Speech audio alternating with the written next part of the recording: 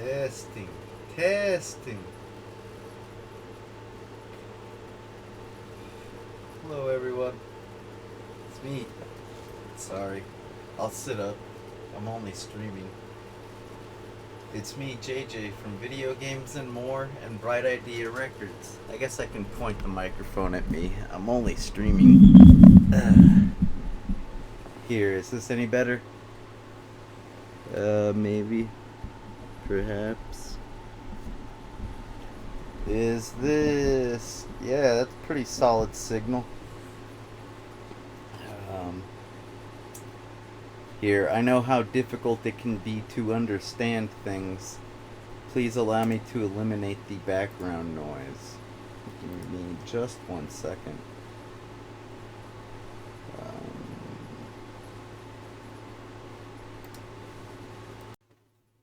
That should help. Alright, somebody might want to watch this and chat with like-minded people. I guess I'll go ahead and share it to Twitter. Because I don't seem to get I don't think anybody gets censored. I mean, I got censored once on Twitter. I've been censored on just about every platform. But they usually let me back. I don't think I ever get banned, per se. Okay, is that the Avenger rules? Oh, you want to watch me? You don't want to take my word for it? Oh, wow. That doesn't really look like that. Well, whatever, man. Whatever.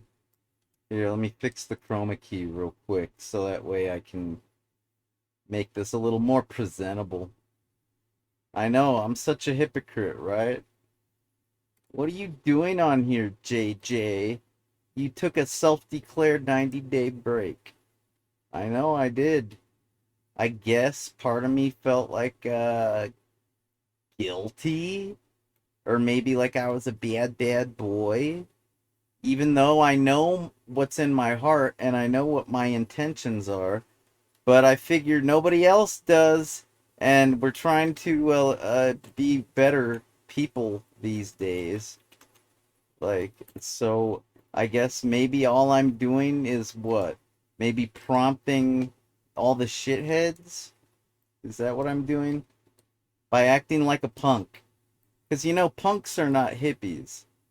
Punks are a little bit more confrontational than that. It's a fact. And, the thing is, I don't know. But I am not immune to feeling like a bleeding heart freaking what, like a hippie? Hippies aren't the only bleeding hearts in the world, but I've had so much trouble lately. I've thought, hey, maybe I'll just take a break because I could probably use a break, and I'm probably just too toxic for the world right now. I'm a filthy, dirty junkie, even though I never steal from people.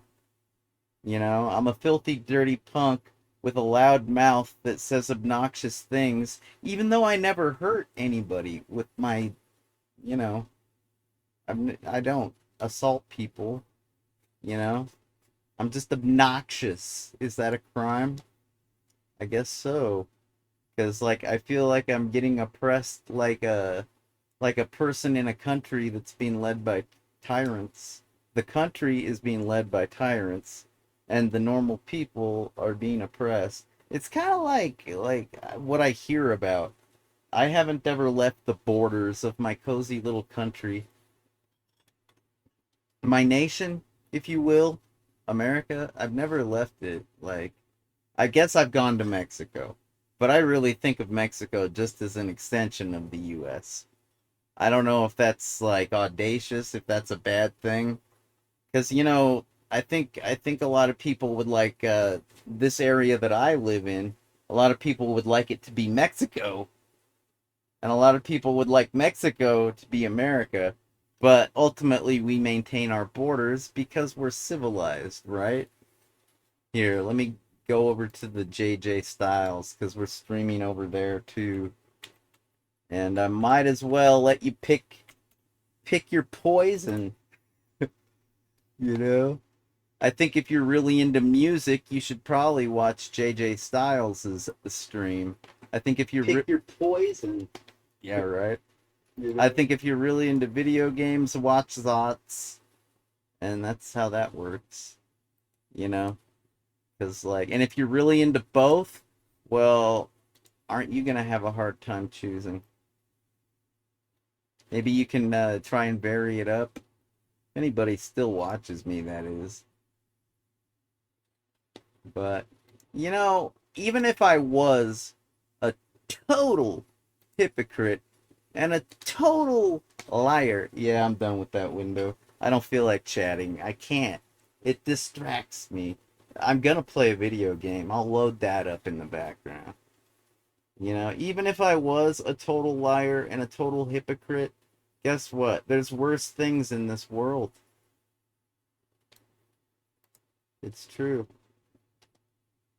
You know, I know y'all hate Donald Trump. And you know, I don't really care for the guy either.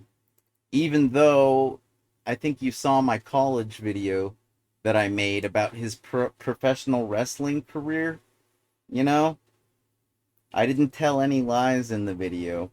I just, you know, presented what he presented, you know.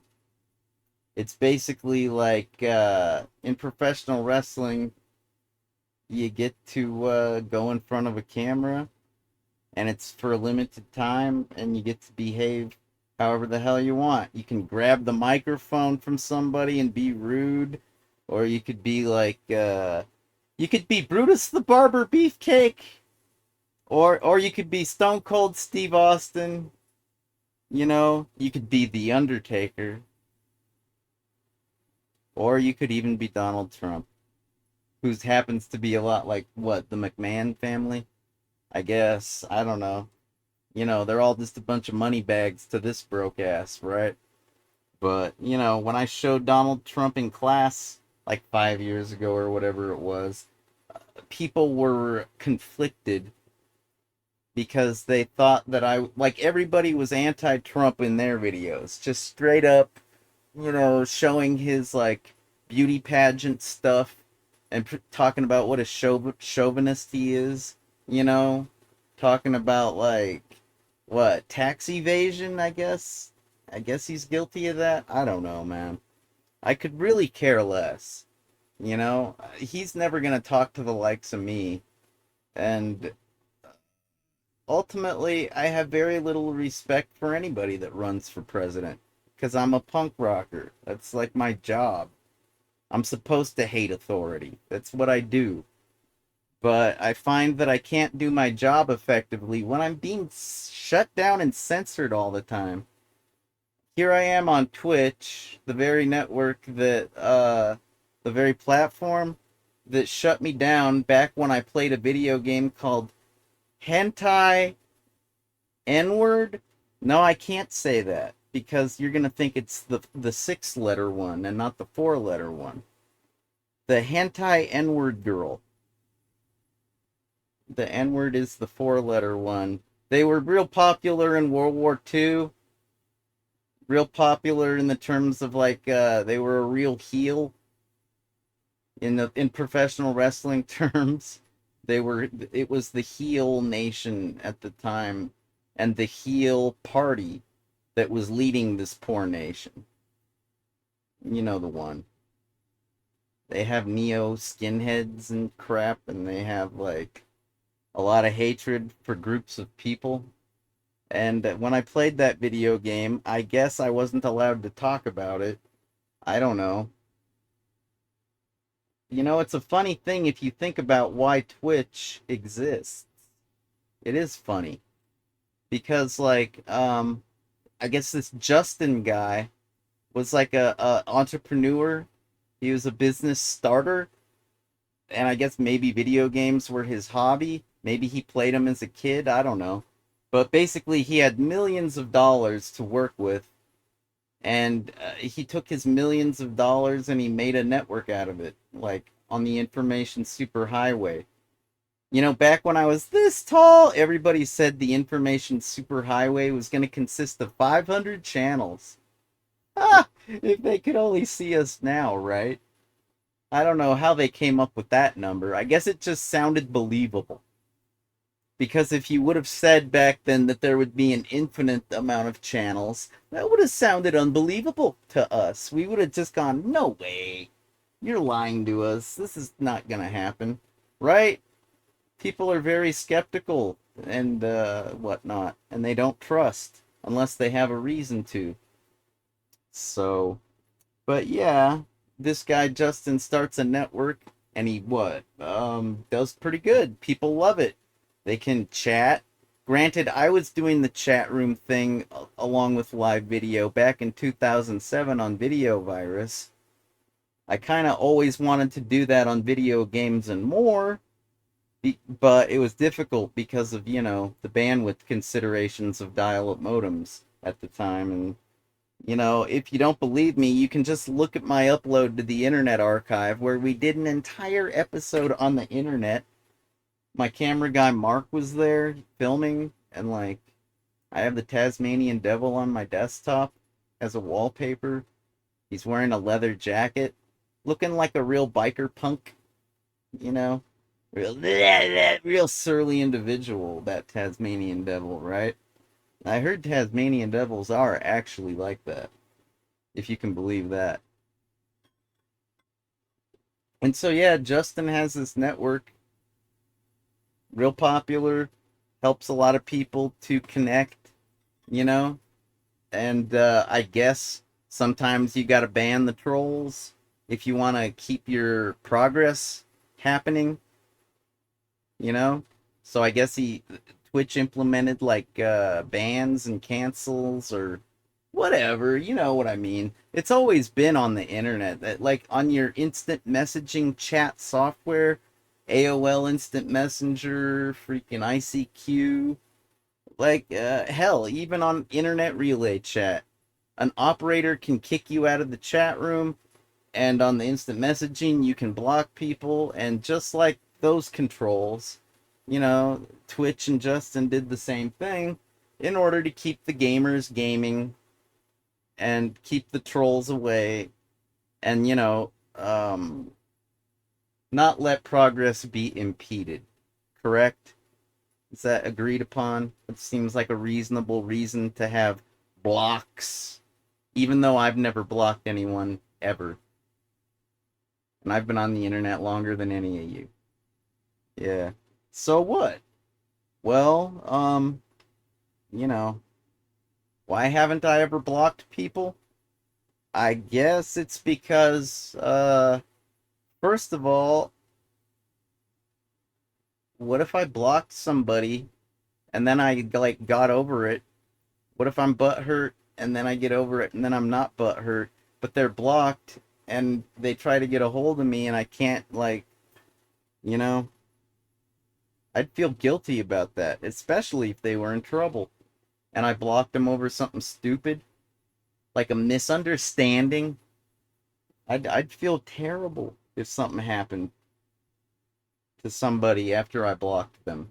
Even if I never met them, a lot of times I meet people that I think I'm never going to meet. Sometimes they're even celebrities, if you can believe that. Of course, celebrities are not immune to being canceled or blocked, neither, but I digress. Let's continue on with why Twitch exists. It's like, okay, so Justin, he gets a proposition from Amazon for $1 billion to sell, his creation after a decade or something, and he does. And I think we all know it's because video games are more lucrative than movies and music these days. And people are very concerned about money. What kinds of people? People like Bezos. I can't even remember the guy's first name. And I've been shopping on Amazon for 25 years. I used to buy books there, if you can believe that. And then one day I tried to buy... Wait, no, that was on eBay. Never mind.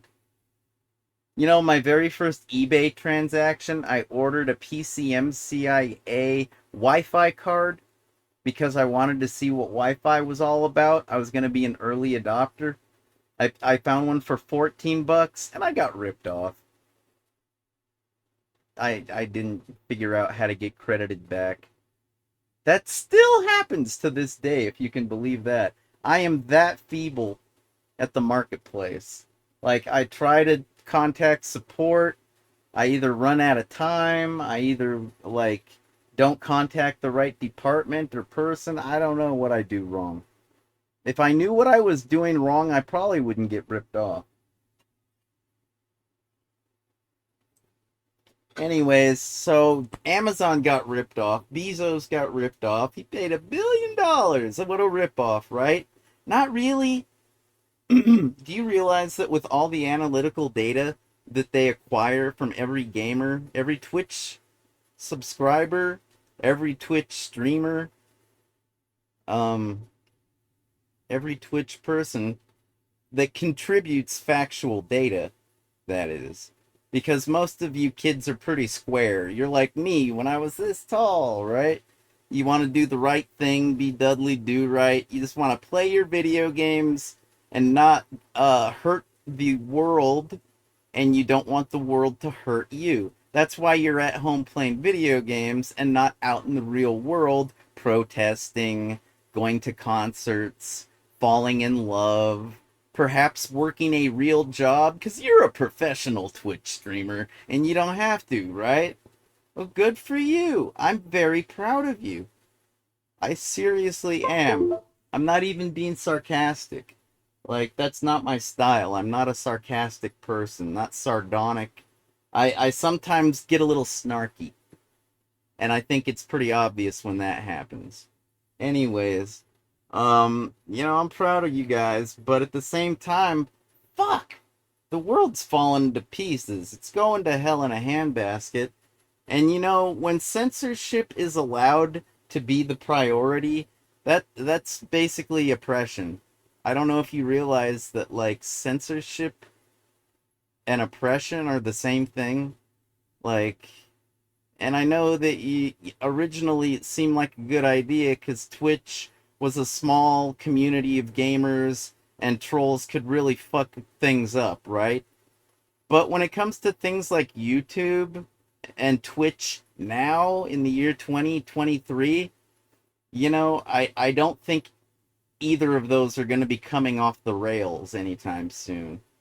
And yes, I know it's more about the individual than it is the provider, the platform, the corporation. It's more about the person than it is the entity. Let's just call it the entity because Twitch is not alive. Twitch has people that run it, just like YouTube has people, individuals that run it, and they're just following the policies, following the guidelines so they don't lose their job because they got a nice cushy job. I sure wish I did, but I'm not jealous because I wouldn't be able to maintain it. I know I can't handle a nice cushy job. I've got problems. So I'm not jealous and I don't really blame you. But I'm trying to ask you to please wake the fuck up and realize that censorship is the same as oppression. I was listening to this song earlier. I might as well, like, give you some context, because even though I have all this context, you don't necessarily. Let's give you some godforsaken context, shall we? Because, man, if I were to really let myself, I could get raging mad right now. I have a lot of problems, I have a lot of setbacks, and it's real easy for me to just fly off the handle, Like, there's a difference between a rich, spoiled brat throwing a tantrum and a broken-hearted, broken-spirited, broken-bodied, broken person just trying to let some steam out. That's a big difference. Throwing a tantrum is not letting steam out. Throwing a tantrum is trying to get your way because you're spoiled. And you always get your way. And damn it, then you're not getting your way. And that's upsetting. So you gotta throw a tantrum. I get it. Oh man, I forget what I did to screw up the display. I was playing this video game Beyond Two Souls that I hope I don't ramble so much that we don't get to play video games. But I activated something, some setting. You know what I mean. You've got your like occlusion, your something something occlusion, and you got like your anti-aliasing.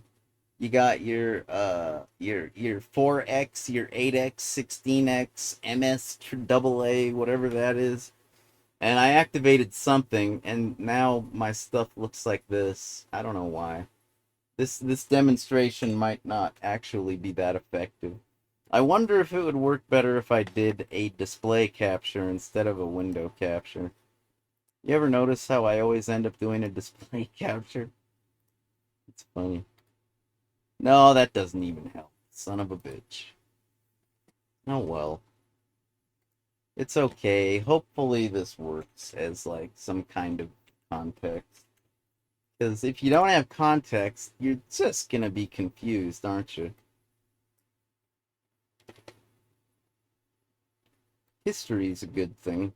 This just happened a few moments ago, so technically it's history. History provides context. Go for it. Go for it? I meant to say go figure. That's weird. Retraction. Go figure. I don't know. Sometimes weird shit comes out of my mouth. I'm sorry. I try to correct it when I go for it. What is that? Oh, I probably saw my thumb that you can't see. Here, let me see if I can drag it into here. I think I can. Yeah, I saw my.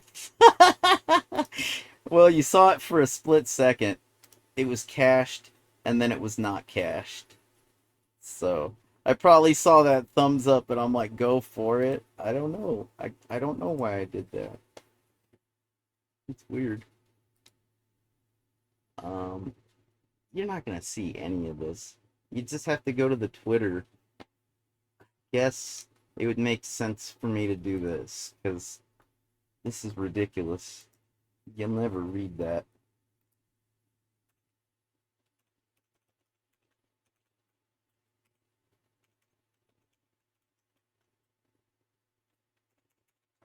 That's it.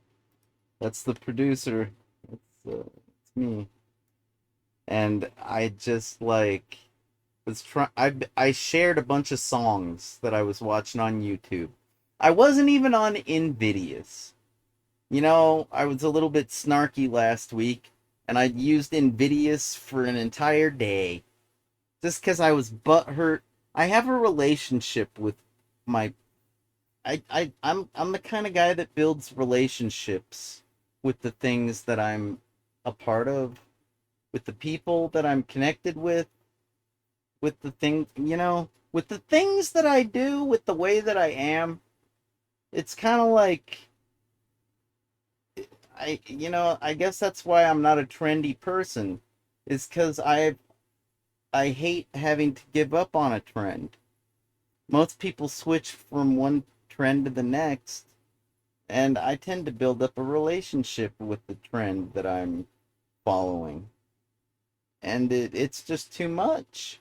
I end up schizophrenic if I follow too many trends at once, and if I don't give them up and move on to the next thing, yeah, that's what happens. I end up schizophrenic. It's natural.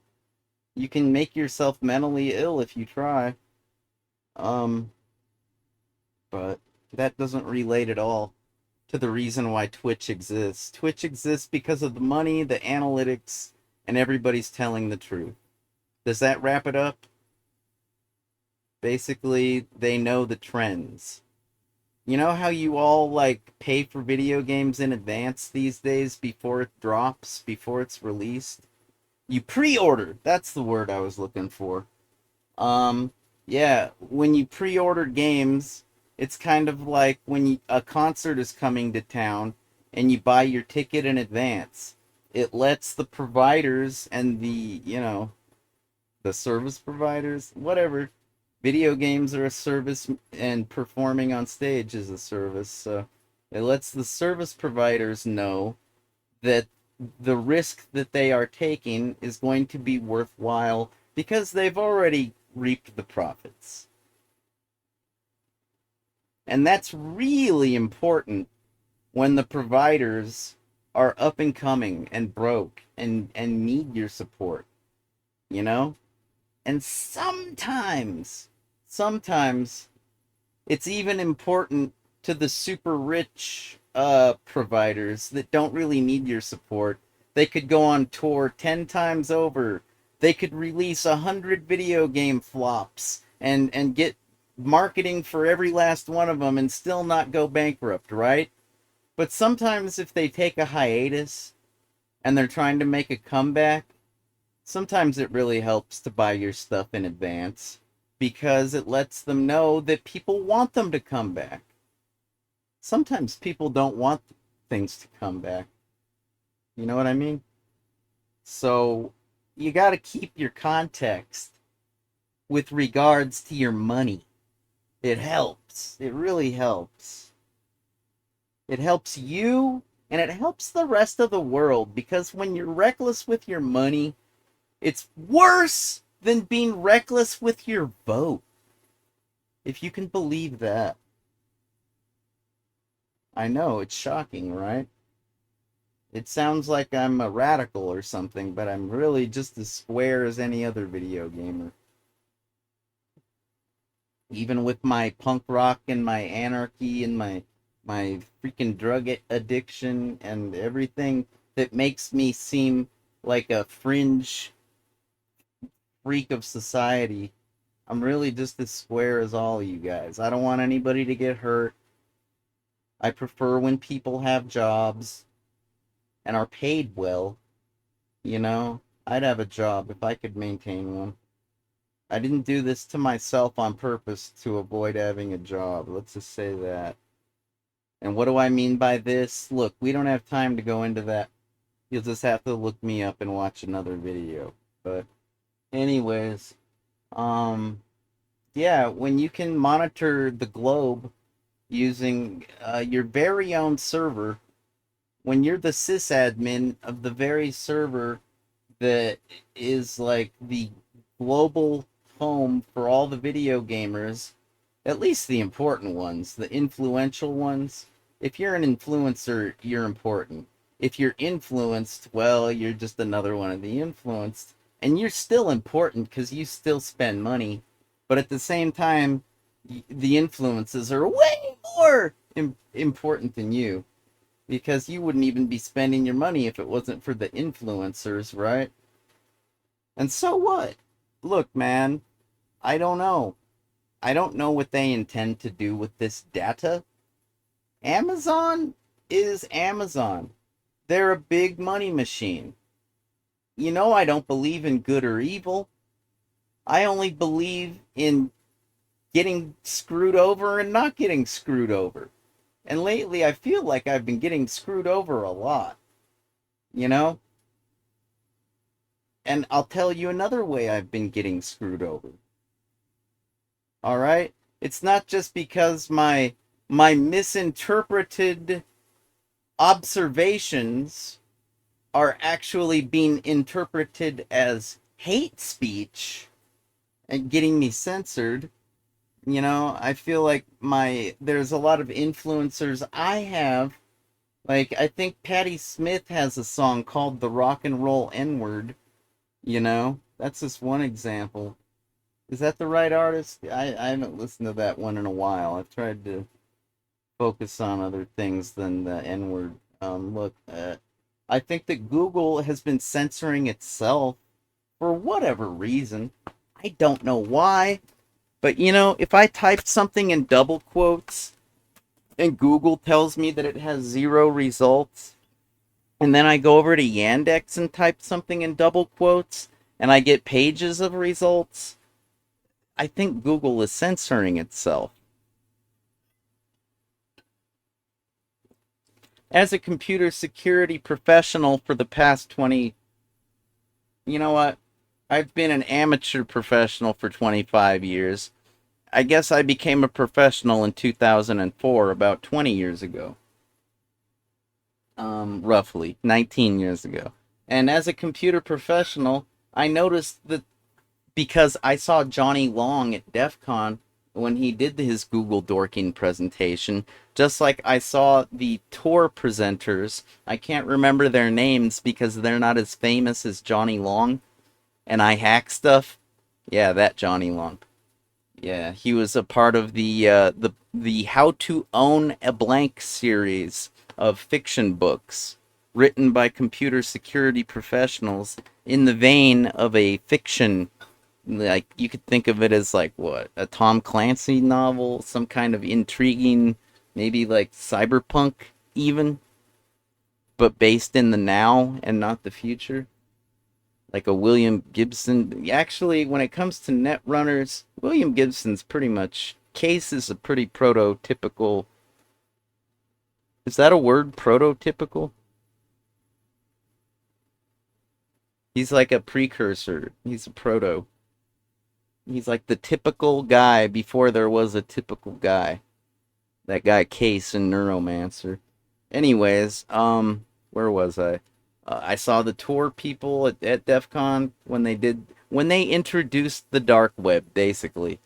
Everybody was like shocked, and I was even there at DEF CON 6 when Back Orifice was released by the Cult of the Dead Cow. Yeah, they're more memorable than the tour guys. I'm sorry. You know, the tour guys are not rock stars. They are looking out for the oppressed, the people that live in tyrant nations. So if you're not a rock star, if you're just trying to do the right thing, sometimes people might forget your name. I'm sorry. I'm guilty. At least I admit it. I can't remember the name of like altruistic people. I'm sorry. So what? Well, basically, I think that like computer security is important, and like I think it's very, very important. I always have. I've been, Bruce Schneier, the author of Applied Cryptography, has been preaching, and he doesn't just preach. He only spends about 5% of his time preaching. The other 95% is, or actually 5% preaching, 90% researching, and then probably another 5% sharing everything he knows. He's a rock star, but he's also kind of altruistic when it comes to the giving away of cryptography and codes and ciphers, you know? Um, and so what? So what? The computer security is important. I find myself frustrated because of the OAuth upgrades that have occurred on the HTTPS servers that I used to not have a problem with. It used to be I could navigate the HTTPS web as easily as the HTTP web, but lately not so much. I got a lot of old equipment and a lot of expired certificates, okay? Basically strict mode is pushing me out. So between the censorship pushing me out, between Google's queries not giving me the information I need and pushing me out, and now the OAuth protocol itself and the certificates, the SSL, the TLS, pushing me out, I'm about like ready to push back. If you know what I mean. It's upsetting because I know what it feels like to be a little guy, and I know I'm not a little guy. I have my freedom of speech. I have my right to bear arms. You're not going to push me around. But if you're censoring me as effectively as you're doing, there must be people weaker than me that are being suppressed as well for saying the wrong things, posting the wrong content. And it really bothers me. And I think everybody needs to wake up to that. There's a difference between canceling bullies and trolls. There's a difference between that and just shutting out the world. I shut my eyes. I shut. Shut my eyes. I shut. shut my eyes. I shut my eyes.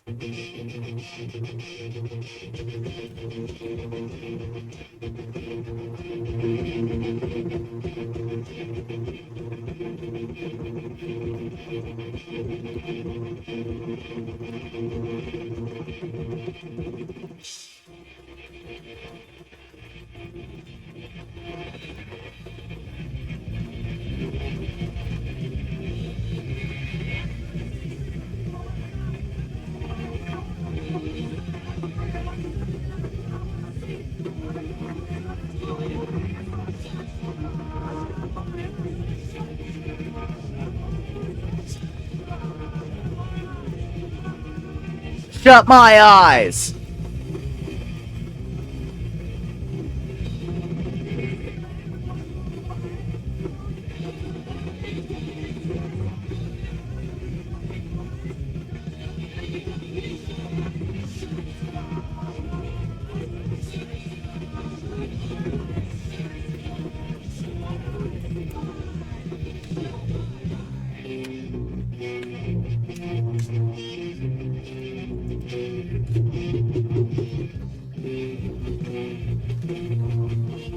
By the way, I'll wait. This song's almost over. Shut my eyes. We can't. Don't shut your eyes.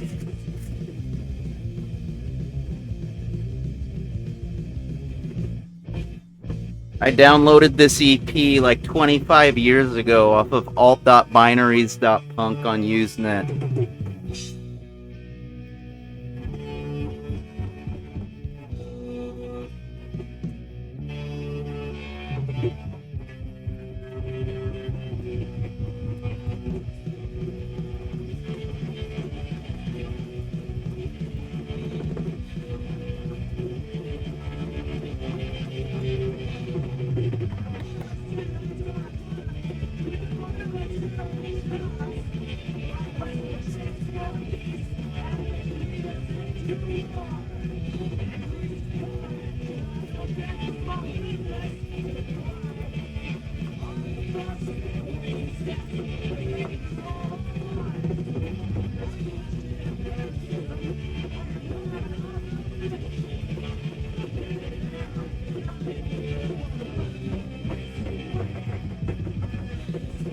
Man, my video card's messed up.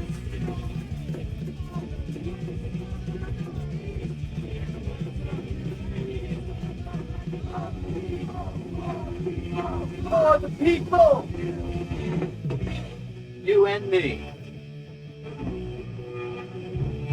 You and me.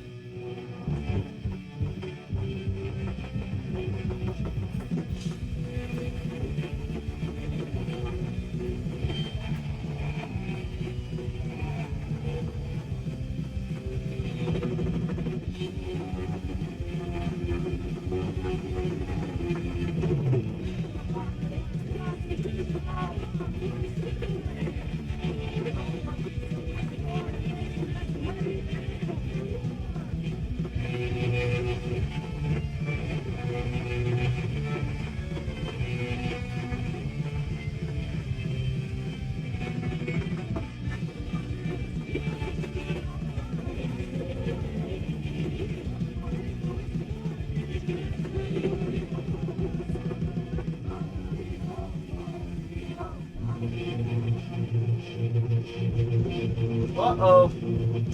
Oh, wait, yeah. Here again.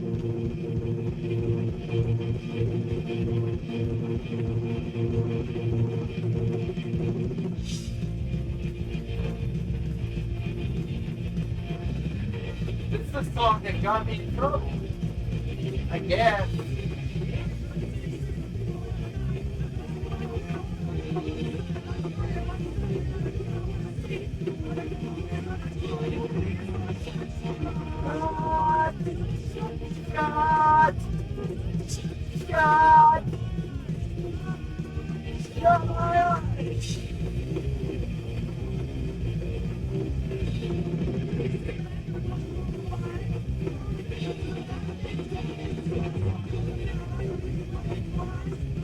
You think you take everything inside?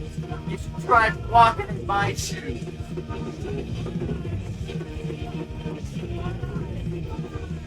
Shut my eyes! I'm a Cancer, the crab. We're very sensitive. Like, traditionally. I believe there's a gravitational pull of the universe that causes that. Shut my eyes, I shut, shut, shut my eyes, I shut, shut, shut my eyes, I shut, shut, shut my eyes!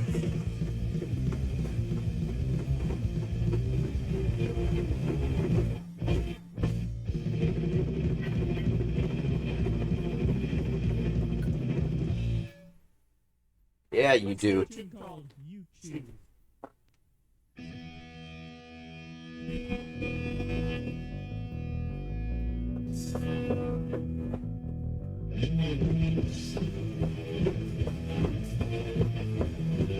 This song's tough. It's a tough guy song.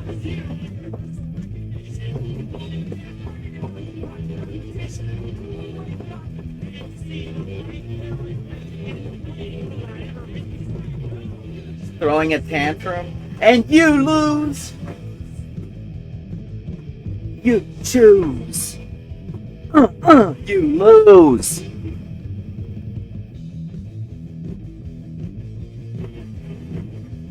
Choosing is losing, but hey, losing isn't the end of the world.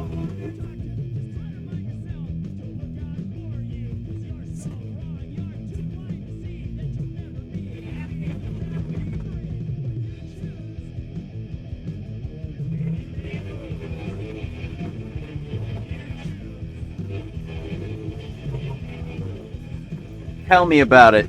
You preach into the choir, brother, or sister, or sibling.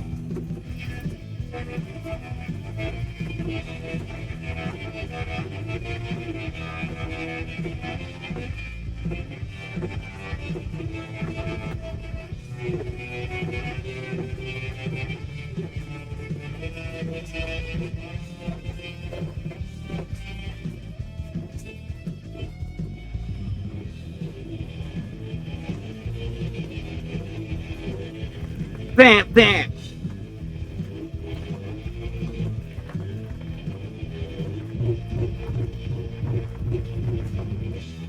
You know why that song's funny?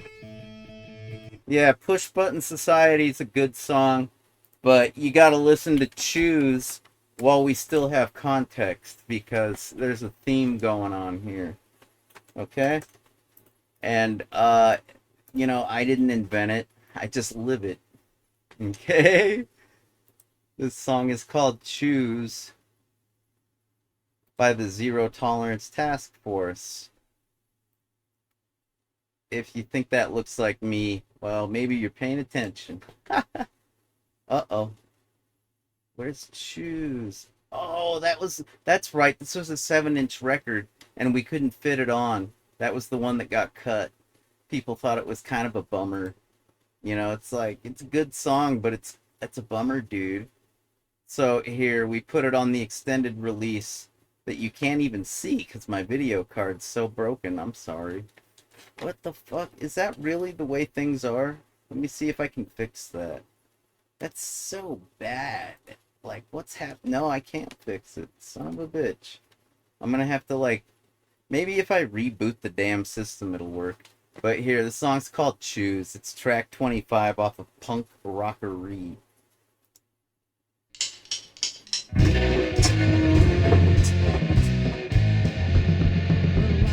Pick and choose. Which way will you lose?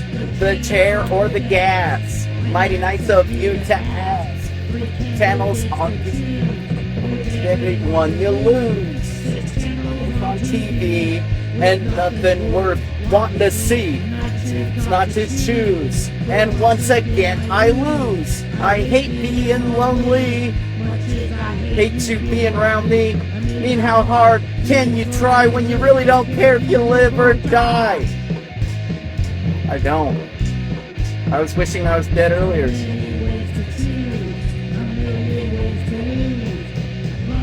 dignity. That's for you and me. It's not what I choose. And once again I lose.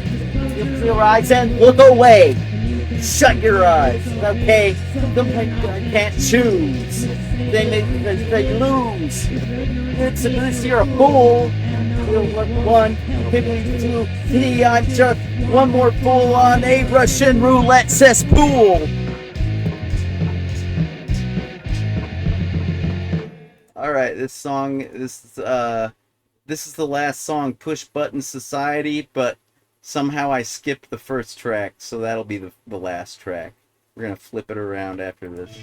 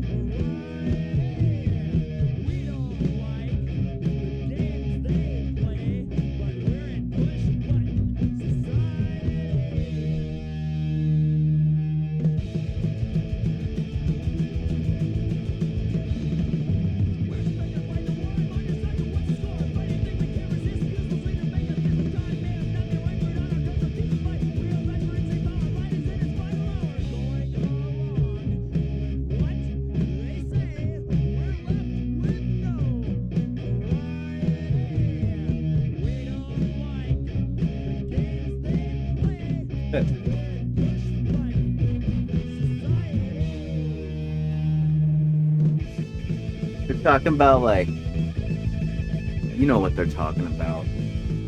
Like some Fallout shit.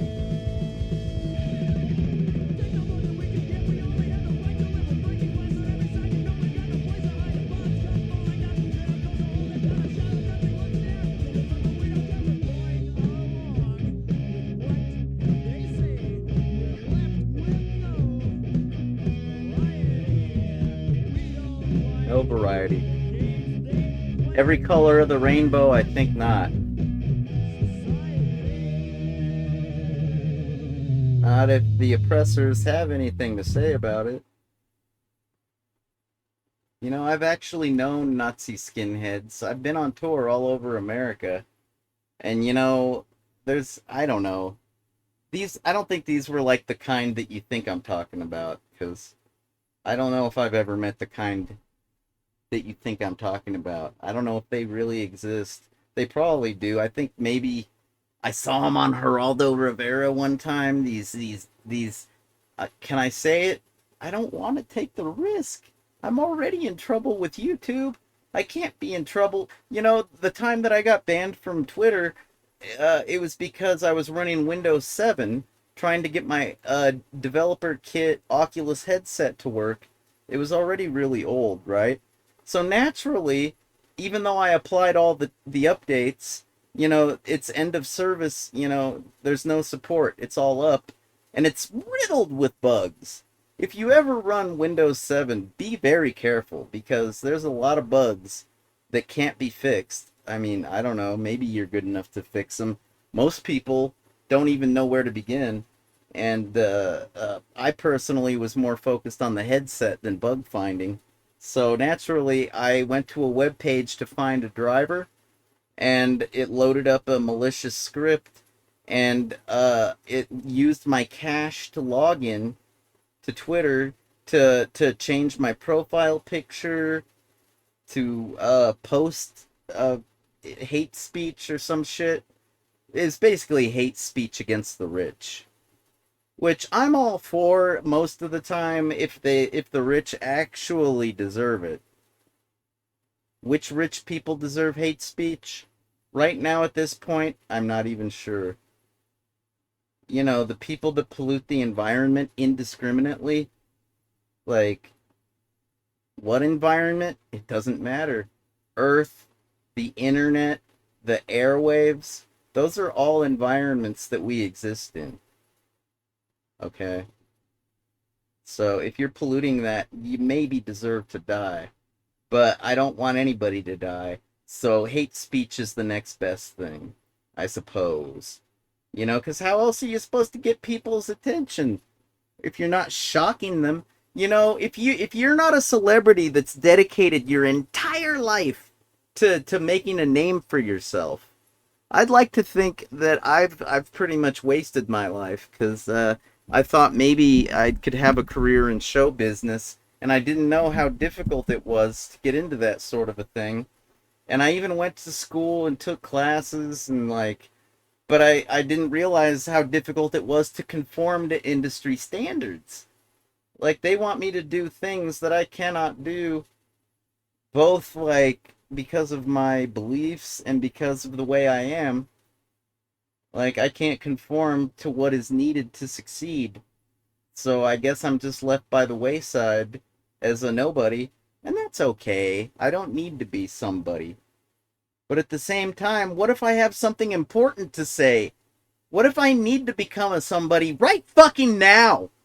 Because you guys got your heads up your asses, and you can't see anything because it's pitch black. What happens then? I don't know.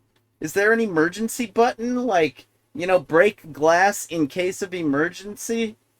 Like, if you're not the little boy crying wolf and you need to bring attention, this is exactly what I grew up with when it comes to computer security and finding bugs. You know, you got bounties right now. And that's beautiful. That's a beautiful thing. Not only can you be compensated for your skills and your cleverness, but you don't face repercussion from the law enforcement. You know, there's laws against hacking. Basically, bug bounty hunters are breaking the law.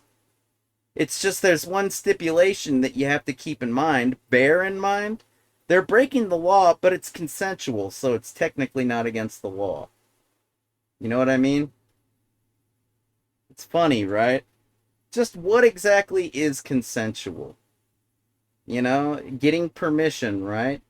What if people allow you to do things, even though they're staring right at you and nothing happened? Don't you assume that you have their consent if they don't object? Right? It's a funny thing, consent and breaking the law and obeying the standards, the status quo, doing what you're supposed to. You know, everybody's a vigilante right now. Did you know that? Everybody on the internet is like a fucking Watchman superhero, right? Of course, if you're a true fan of the Watchmen, you know it's not that black and white. It's not that cut and dry. Before this censorship even happened, I posted All Along the Watchtower. It's a pretty good cover.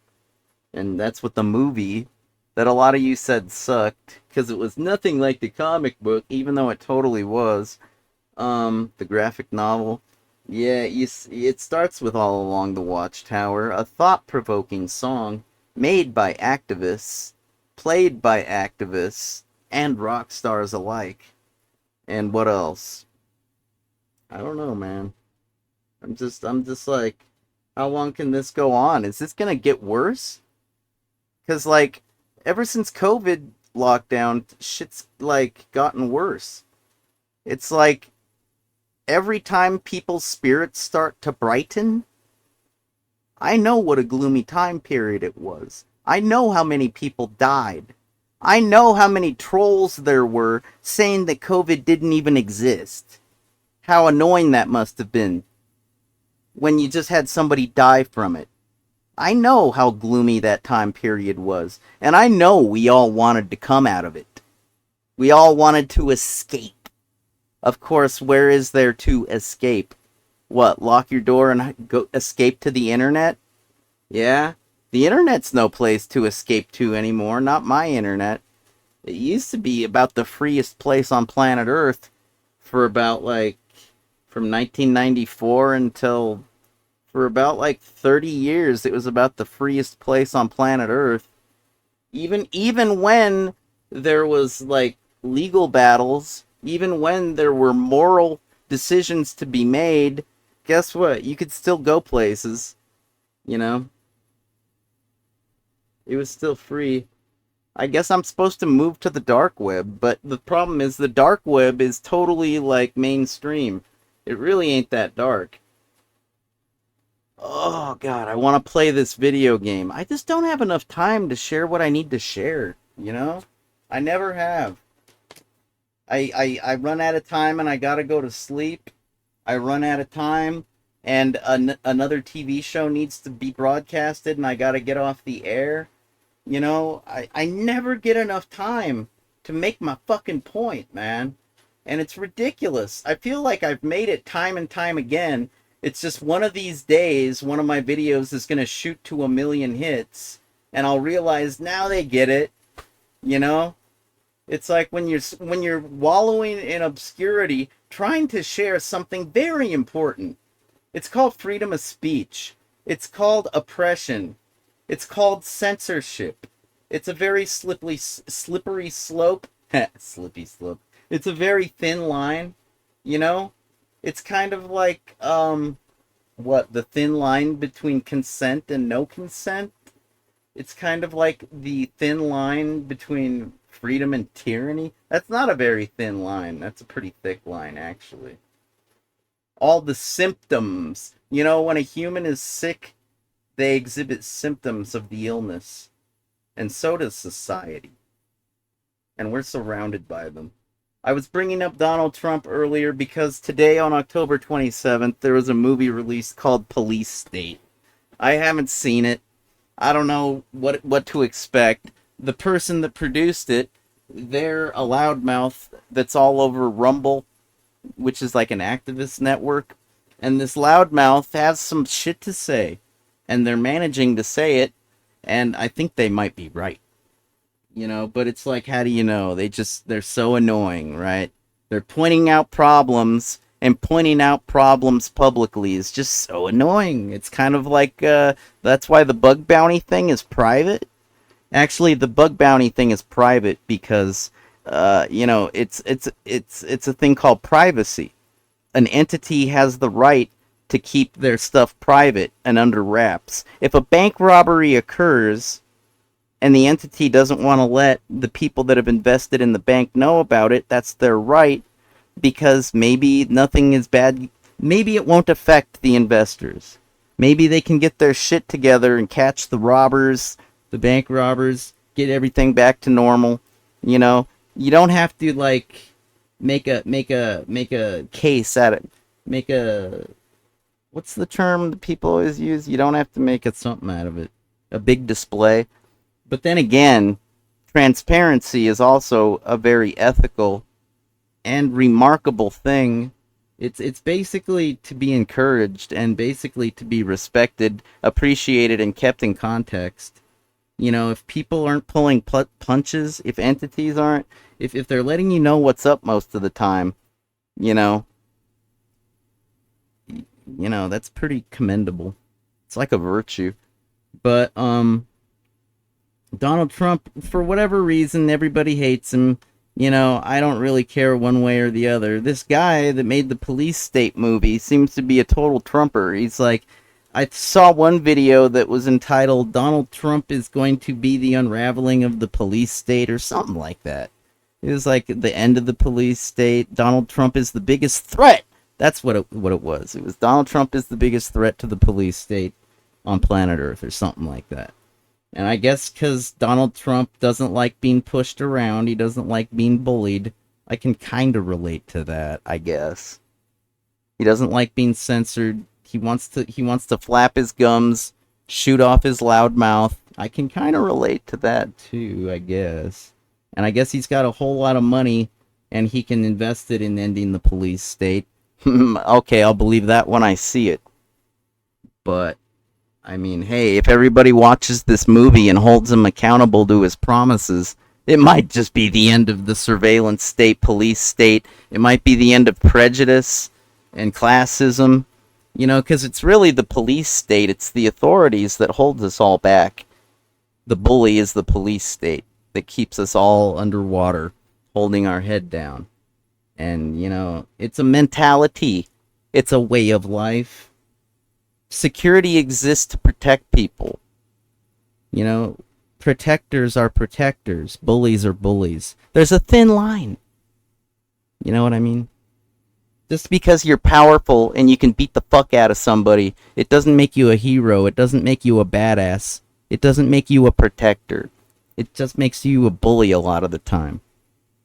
You get it. You get it. And violence is the worst kind of bullying because that leaves injuries. And injuries, though mental wounds are bad, you see how mentally wounded I am on a lot of my streams. You know, I would say spiritually, but I can't prove that. I can only prove that I have a mind and self-awareness.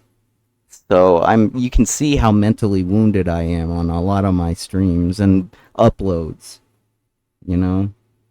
So, yeah, bullying of a verbal nature is pretty destructive. Granted, I'm not this bad because of bullying. It's only contributed to the trauma. But physical, you know, sometimes a wound can last a life. You know, an injury can last a lifetime. Think about that the next time you want to beat somebody's ass. The next time you want to smear the queer. The next time you want to commit a hate crime. I don't think anybody does that too much anymore. I think people just want to prove how alpha male they are. Or alpha female, for that matter. You know, it's ironic. We have so much equality these days that females have the right to be toxic too, if you think about that. Females or even the transgendered. Anybody can be toxic. It's not. When I grew up, it was mostly dudes being toxic. I know this. And Rush Limbaugh, he liked to be toxic by calling feminists feminazis. Oh no! I said the N-word. I fucked up. Please don't report me. I'm merely quoting history. That's what he said. You probably don't know who that guy is. It's okay. He was like one of the first radio pundits of a right-wing nature to get a national television show. That's all. No big deal. He's just the beginning of a trend. You may know what a right-wing pundit is. Stephen Colbert, that guy, he likes to make fun of them using satire. Oh, I'm so glad I looked up that word the other day. Satire. I forgot it. Can you believe that? I actually forgot the word satire. I forget a lot of things, though. It's usually only temporary. It's like a brain fart. I think I'm going to lose my mind soon. I've got a lot of symptoms. This song's called Society. So the first song, and then we're playing it as the last song.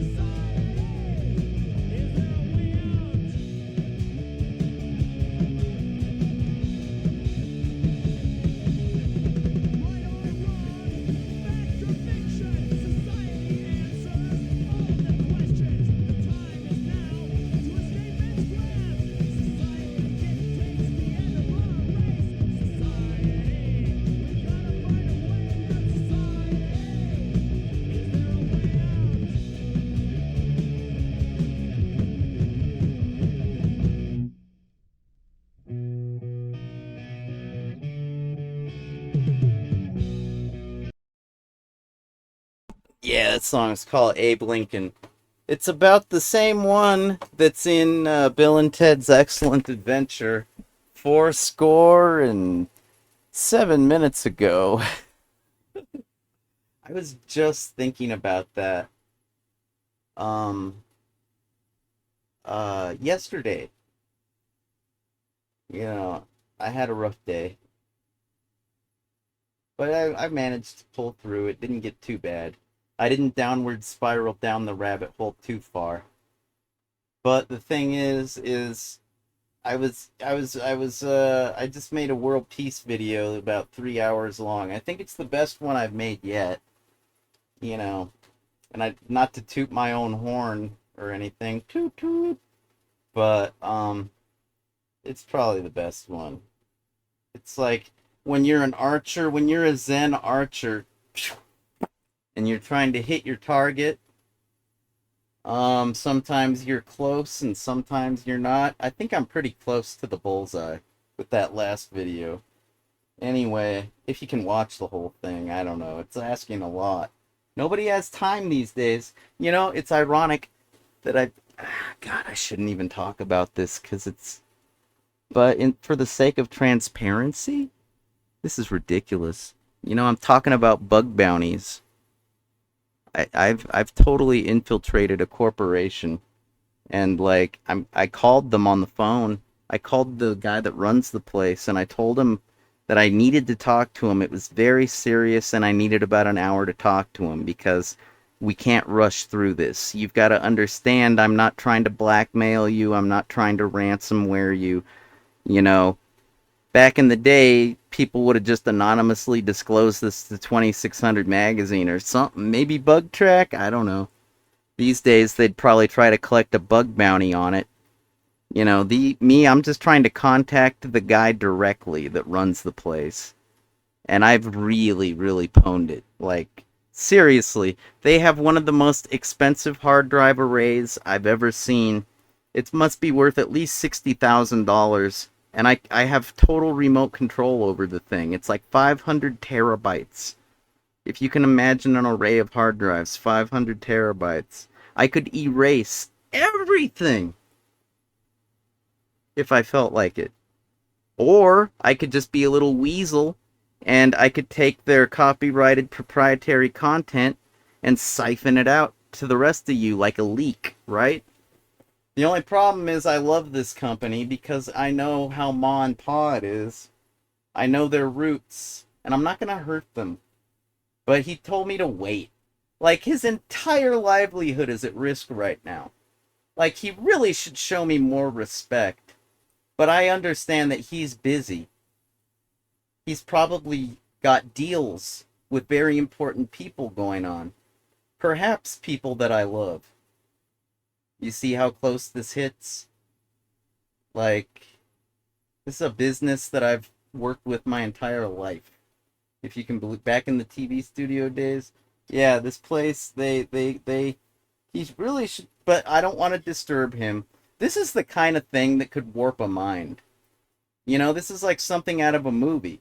It's like when somebody has complete remote control over your operation, when they've got you line, hook, and sinker, I think is the term. Checkmate? Yeah, I think so, bro. Like, you can't keep me out. Like, but I want to help him. I want to help the whole place, and I want to help all their clients. They have thousands of clients that I could exploit and, you know, put on the dark web if I even knew how to do that sort of thing. You know? It's a crazy thing when you fall into a trap like that. When you're a gifted person with a good heart and somebody leaves their door wide open and you walk inside and you see Disneyland and you play around and you realize, "Oh shit, I'm breaking and entering technically even though I'm not breaking, the door was wide open. Technically I'm trespassing at the very least." Oh, on top of that, there's a lot of valuables here that could either be stolen, broken, or otherwise. And who wants to break Disneyland, right? That place brings people a lot of happiness. But at the same time, you understand what it's worth. Don't you? Don't you understand that's worth a lot of money? You could hold it you could hold it hostage. You could make a lot of money by making a ransom out of somebody. That's why ransomware exists. That's the exact right and correct and proper term, ransom, right? You've taken their data hostage. It's true. This company actually had a data breach 5 years ago. I think it was a bot, okay? And it was ransomware. They took the ransomware, infiltrated using a 0-day or whatever the fuck kind of exploit it used, wormed its way in, went straight to the SQL database, encrypted the whole fucking thing, and then left a ransom note behind asking the owners of the network to contact them if they want their data back, and they will only have 1 week to reply. Want to hear something sad? This company never found the ransom note. I know this because I've been through all their shit, right? They never found the ransom note, and they attributed the database thing, they attributed that to a crash.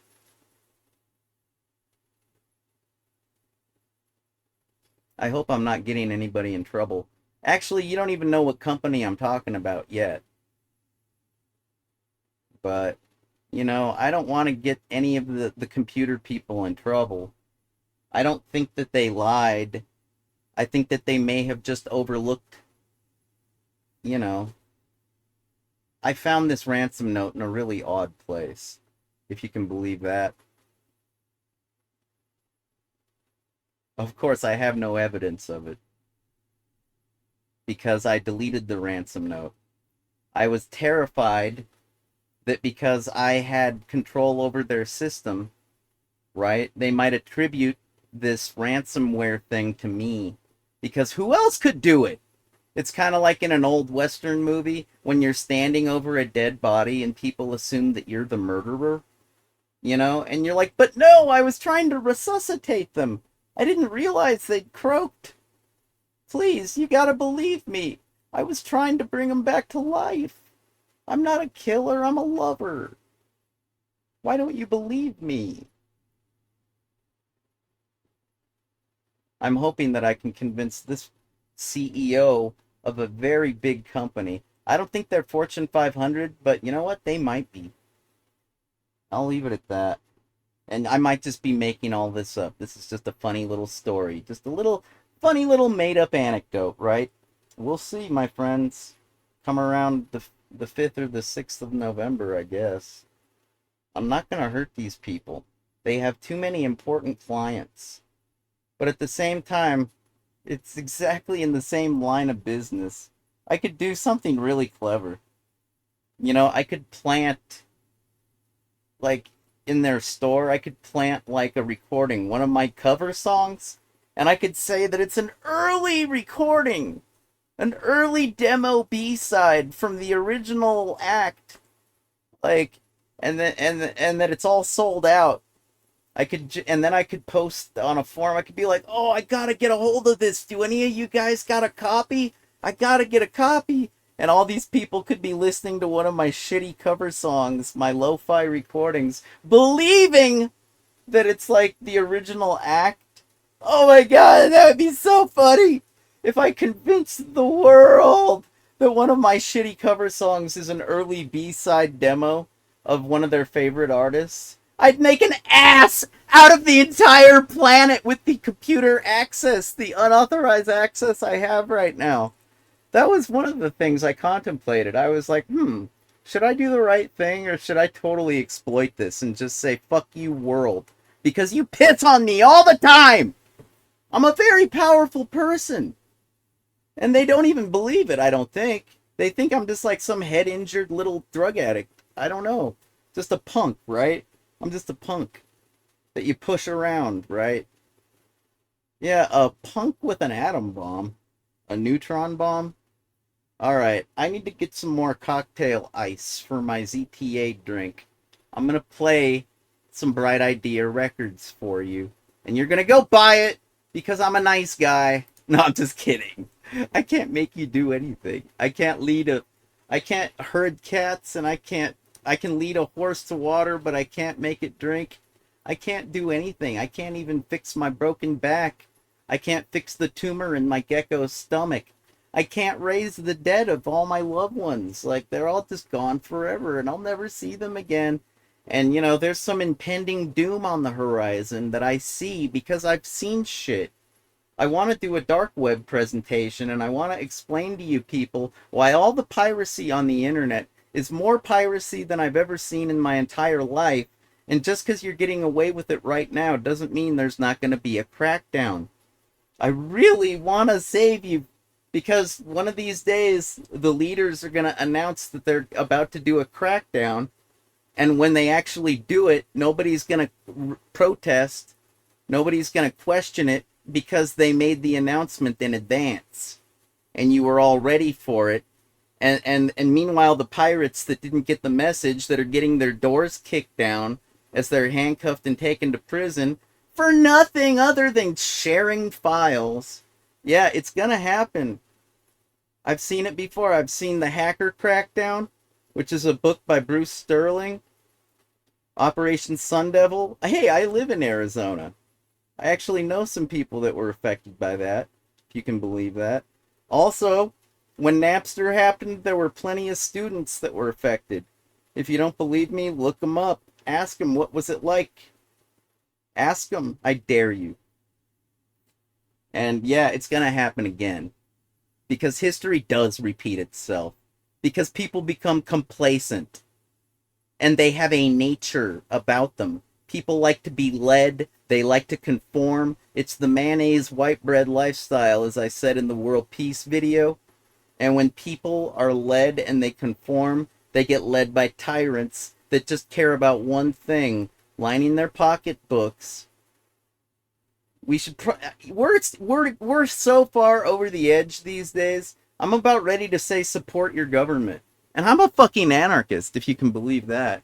And if you don't believe that, well, the task force will probably prove that. This song's called Punk Rockery. It's a coin I termed. It's a coin? It's a term I coined.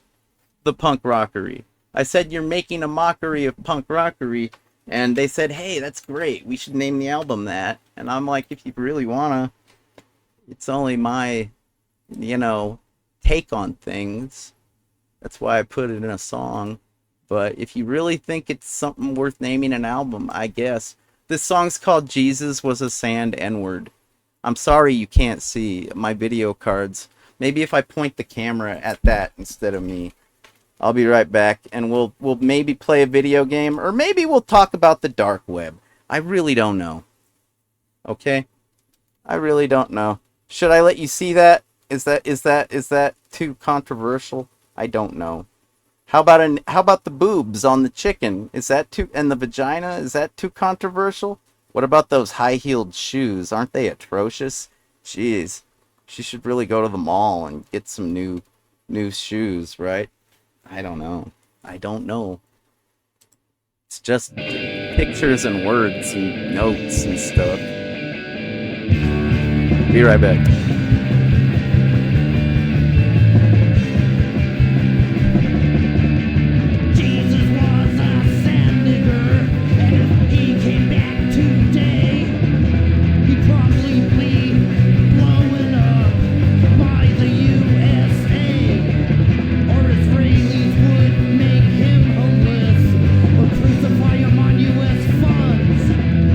Jesus was a sand nigger, and we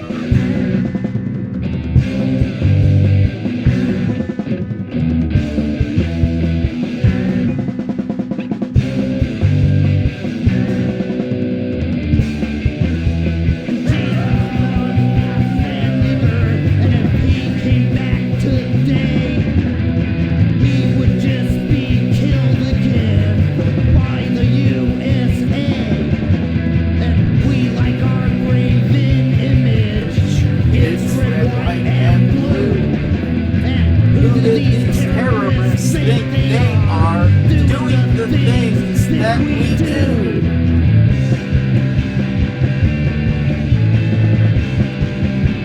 Who do they think they are? Warfare, that's not for civilians.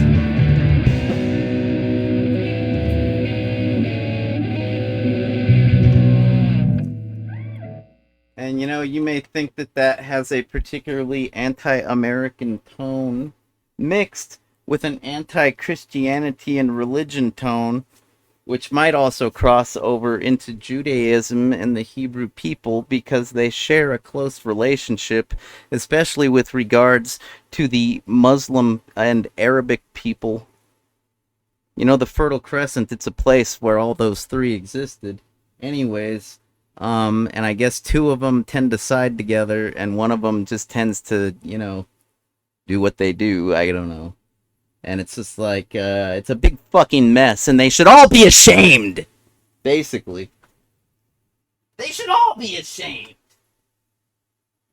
It's really no way to conduct yourself. None of them! They're all fucking atrocious! I got real problems here! They don't even have real problems! They have fundamental differences about fiction! It would be like if a Star Wars and a Star Trek fan decided, oh, let's have a war. Because I think Star Wars is better. Oh, I think Star Trek is better. It's like, motherfucker, Gene Roddenberry did Star Trek. George Lucas did Star Wars. Neither one is real. It's just a fucking metaphor. You know? What's wrong with you guys? Doesn't anybody realize the price that we're paying right now? Right now! The price is too high for any of this bullshit!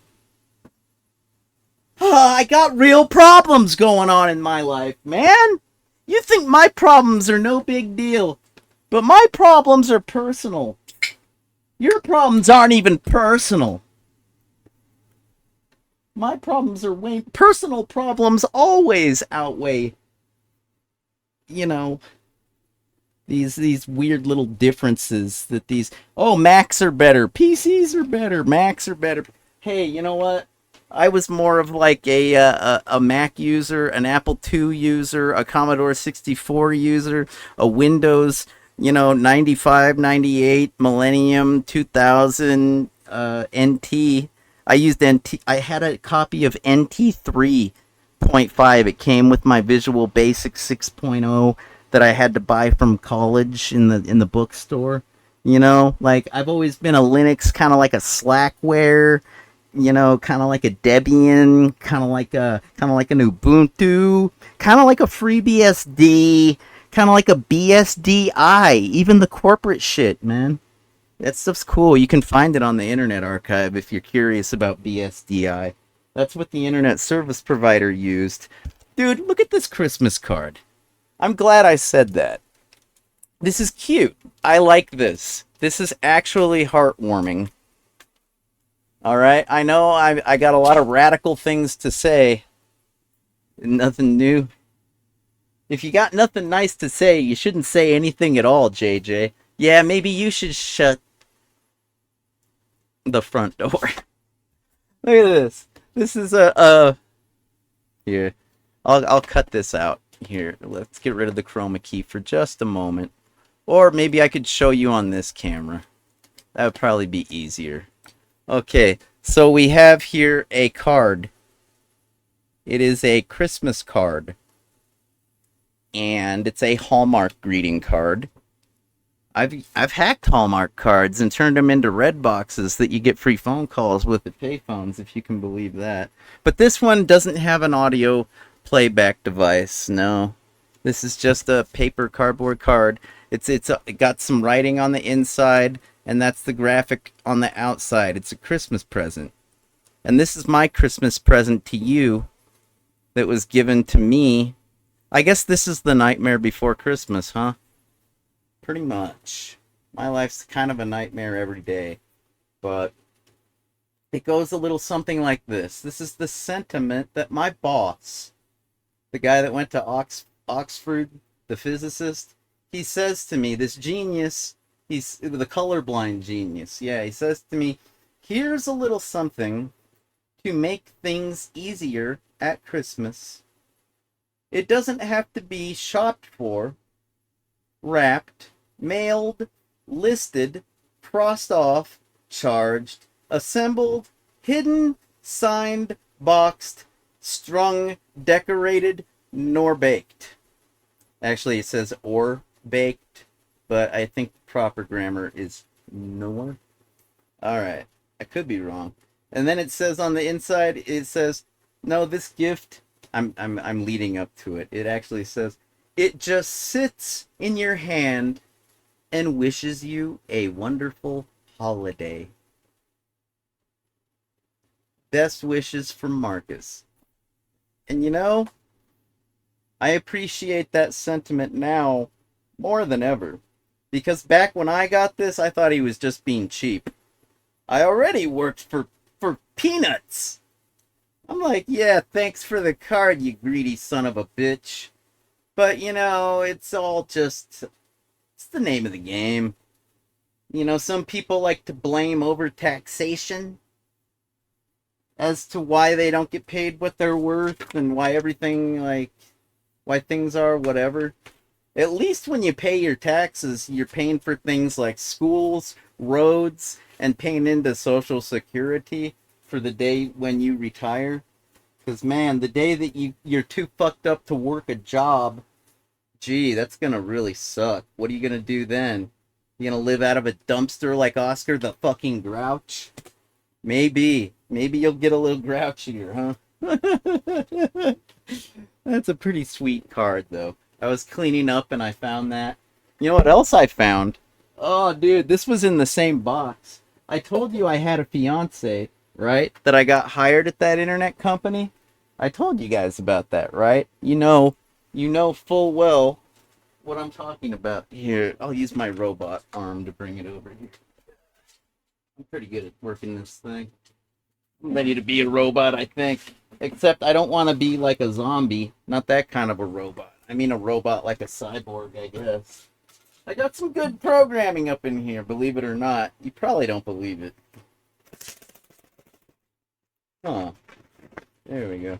These are memories of the beautiful life that I lived. Memories of the spoiled fucking life. So I got this girl a job at my job because she was working a waitress and she'd been in trouble with the law at 17 or something, or 14. I don't know. She got busted with a marijuana pipe in her hands while sitting around a campfire, you know, just like singing Kumbaya.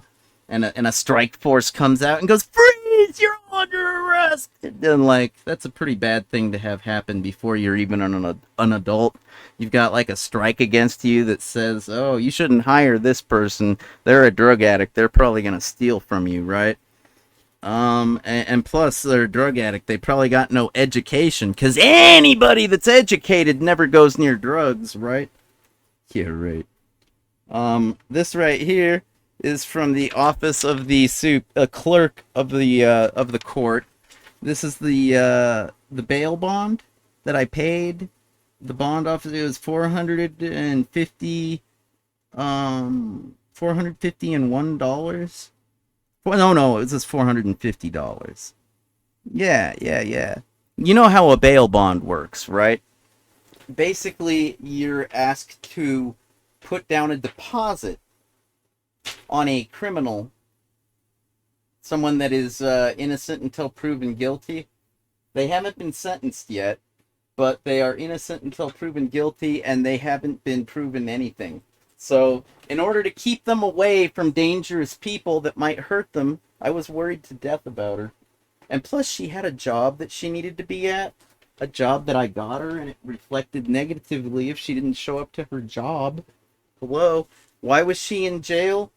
Dude, we were driving up to the north side on I-10 one night, and we got pulled over, and they just took her away. I guess it was to do with driving or something. I really don't know. I really didn't understand. I just know we lived a law-abiding lifestyle for the most part, me and her.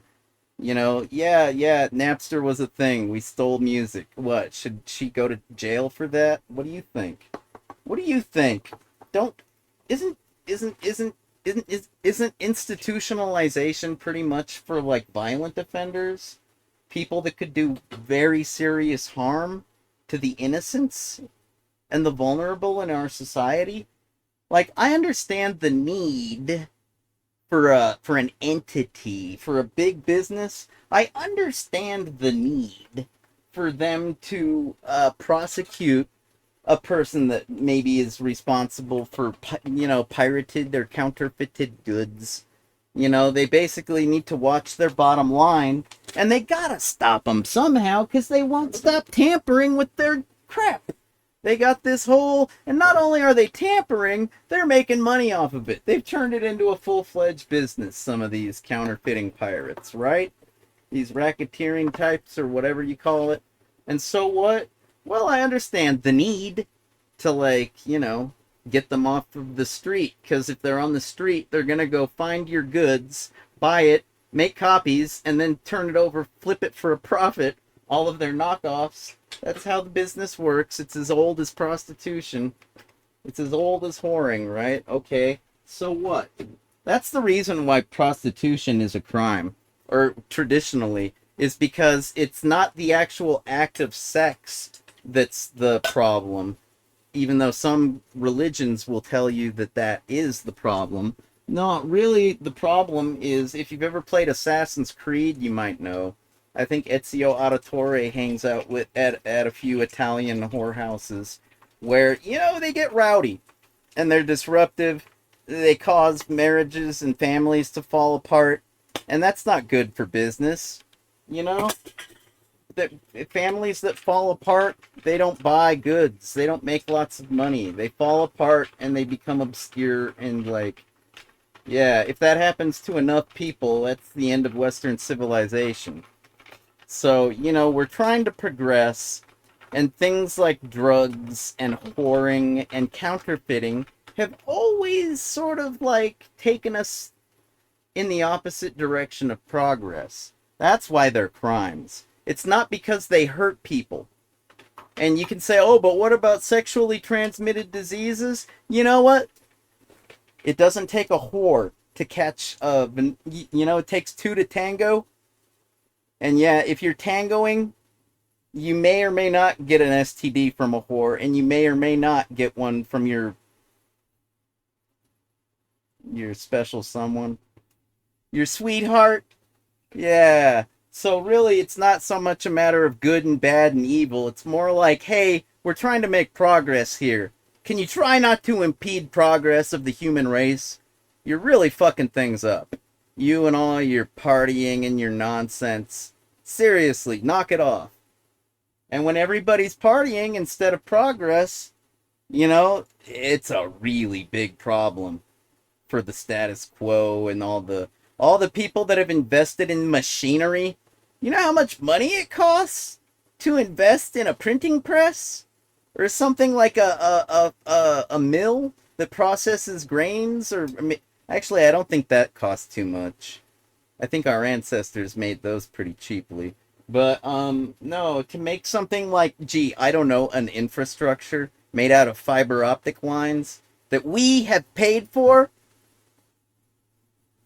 you realize that we are responsible for everything. We vote. We make the laws and choices. At least here where I live. So basically, if anybody's getting screwed over that shouldn't be, if innocents are getting hurt, it's your fault. Because you voted for it. Can you believe it? It's like somebody betrayed your trust. Because you didn't want that to happen, did you? But it is happening. And some of you can't handle the guilt. Some of you turn your back, turn a blind eye, and you become these right-wing pundits that say, oh, they're sponging, they're worthless non-contributors to society, and they mean nothing to me, they are subhuman. I'm Harry Goldstein, and this is fucking, you remember my college project, right, where I'm all, this is KRAP, And we don't care if we turn your children into degenerates addicted to violence and sex and drugs. We are just looking to make money. And it's legal. So fuck you. Right? And traditionally, your only recourse is to be ultra religious. Like, just, just like, just disgustingly religious. Just like, you might as well be the hand of God yourself most of the time when you're trying to keep a person away from sex and drugs and rock and roll and freedom and liberty and justice for all. Yeah, you might as well be the hand of God yourself. We'll see when that happens. And if you don't have faith in such things, I traditionally never have. But, you know, then again, what if things are like Star Trek? What if somebody's watching me right now? What if all these obstacles have been put in my way by a higher power? Maybe my analytics are at an all-time low because the most elite hackers in the galaxy are causing that to happen. And what if they're just waiting? They're just waiting for the right moment for me to express myself like this. And then flood the airwaves, flood the social webs with it, with their mad elite hacking skills, like extraterrestrials could probably do. If they space travel, you know they have to have elite hacking skills, right? I mean, that's just, if you're an engineer of a sound or an electrical or a software, if you're a physicist and you can do like magic, if you're like, you know what I'm talking about. Maybe this is all just a test. That's why I try not to take it too serious. But it's so hard not to when I lose my loved ones all the time. That's real. They're never coming back. It's like I got no time to waste. I have to tell you right now to get your heads out of your asses. Because I can't spare another day like this. I don't know who I'm going to lose next. Am I going to lose my mom? Am I going to lose my singer that's in prison? He sounds like he's doing better than any of us, actually. They're actually rehabilitating him from what I can tell. Unless he's lying to me. I don't know, I'm not there. You know? I don't know anything. And I openly admit it. Rarely do I hear people saying that. Nobody ever wants... That's like admitting you have a little penis, which I do not, by the way. But, and I would tell you, you want to see it? It's on the Internet Archive. Go look it up. You gotta look for it. I'm not trying to spam you with my dick pics, okay? But seriously, that's like the kind of thing that you don't want to admit. I don't know. You don't want to say it, but I say it all the time. You know? Because I don't. I don't know. But I do know some things. I do know that those crackdowns that I was talking about a second ago, those really happened. And I do know that the Software Piracy Association still exists. And they still get, like, you know, just because you don't hear about something doesn't mean it's not in the background saving up money, getting new recruits, waiting for the day to rear its ugly head again. I'm rearing my ugly head again. I just want you to go to that fucking Twitter to see what I'm talking about, because I've been censored again. And it wasn't even for, like, I wasn't even out of line tonight. They let me post a few other things. Like, before they censored me, I already posted a couple comments that were perfectly, you know the way I am. It probably had something clever, pointing out how fucked things are. But I don't even think I cursed or anything. I don't think I, like, disparaged against anyone. Like, you know, not to make a point, not by accident, not anything. And they just shut me down seemingly randomly. And I'm like, what the fuck? Where's the context? It's like you get your hand smacked when you reach in the cookie jar. It's like if you reach in the cookie jar and get your hand smacked randomly at some point, in the near future or far away future, that provides very little context. Wouldn't you say? I feel like life has very little context these days. It's very random. I feel more like a cartoon character than ever before. And so what? Look, man. We all know what the dark web is. I'm going to share some things because I'm a computer guy. I just told you about that business that I have by the balls, right? You're not going to this if this doesn't make front page news. Well, it'll probably be because me and the parties involved keep it that way, under wraps. I haven't named any names. I haven't really disclosed shit. But, if we're transparent about it, it could make front page news, man. It's probably like movie material. Like a 30-year-old businessman. Totally pwned. Bent over a barrel. And I'm just a nice guy about it because I love their clients and I love how ma and pa they are. The way they came up from nothing and made it a business. I don't know if anybody's ever done this. I mean, a web defacement, people have done millions of those, right? Ransomware, oh, you bet your ass. And it's so impersonal. It's not even a person ransoming you, it's a bot. How impersonal. You can tell it's all about the money.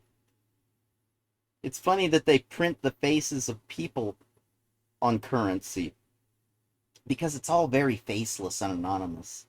It's like you don't even need Bitcoin if you want to be anonymous. Money is already pretty fucking anonymous. Where did I save this file, you guys? So, okay, I found a technique for querying and finding onion addresses. Like, that's what the dark web consists of, the onion addresses. And if you'll notice, there aren't very many good directories. You know what I mean? And even if you find a directory, a lot of the links aren't good, because I think onion addresses change, maybe? Or maybe people just stop running their dark. Maybe they get tired of the encrypted, anonymous internet because they're constantly getting attacked by hackers or something, and they're like, this isn't worth. No, this is more trouble than it's worth. This sucks. I'm trying to provide people with a contextually good reason, to use the dark web, and I'm just getting hacked constantly, and nobody's actually doing anything.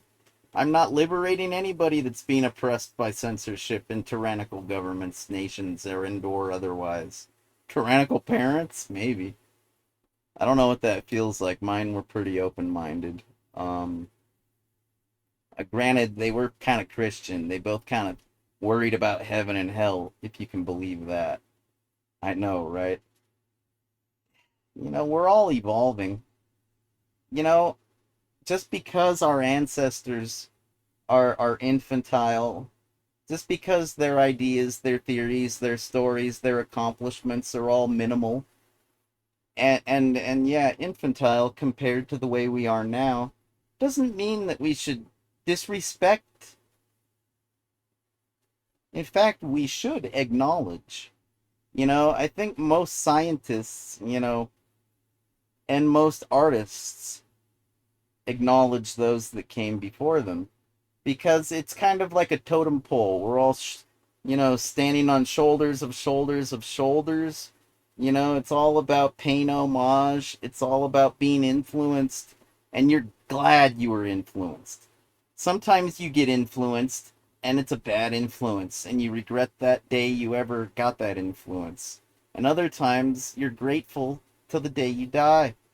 Isn't that funny? How influence is neither good nor bad. It's merely only influence, right? Can't find my notes. Okay, I gotta open a terminal. Go figure. I'm always doing that. Here, let me see if I can do this. Let's see, what was this? This is that's that camera. I guess maybe we should use this camera.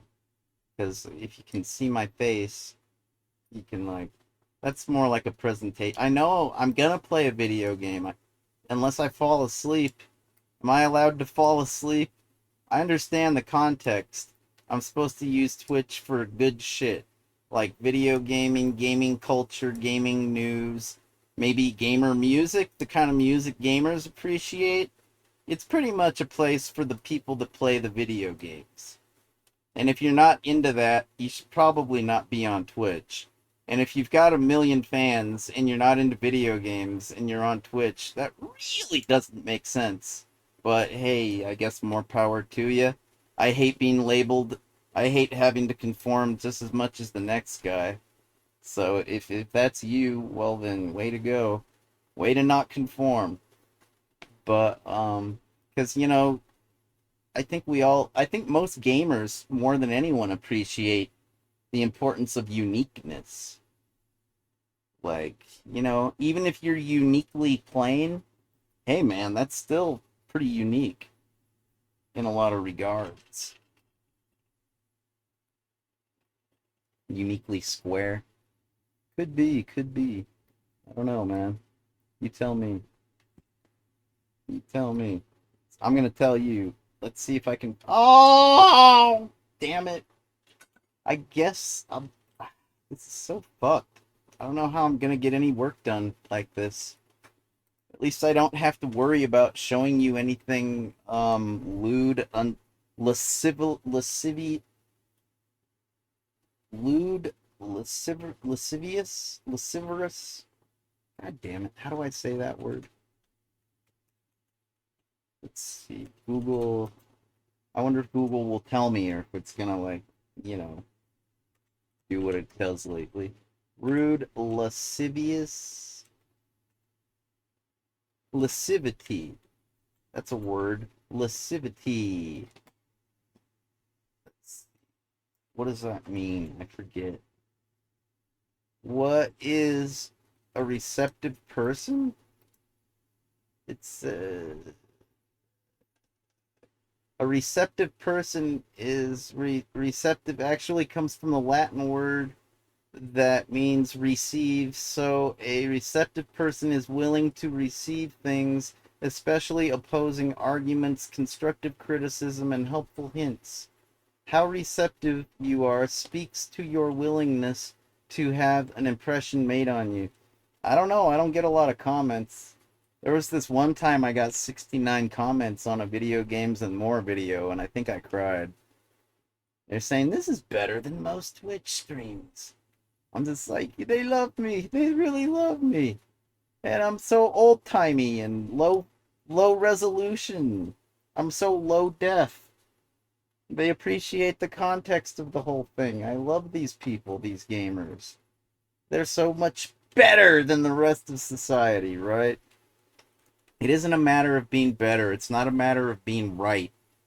It's a matter of being receptive. Lascivity.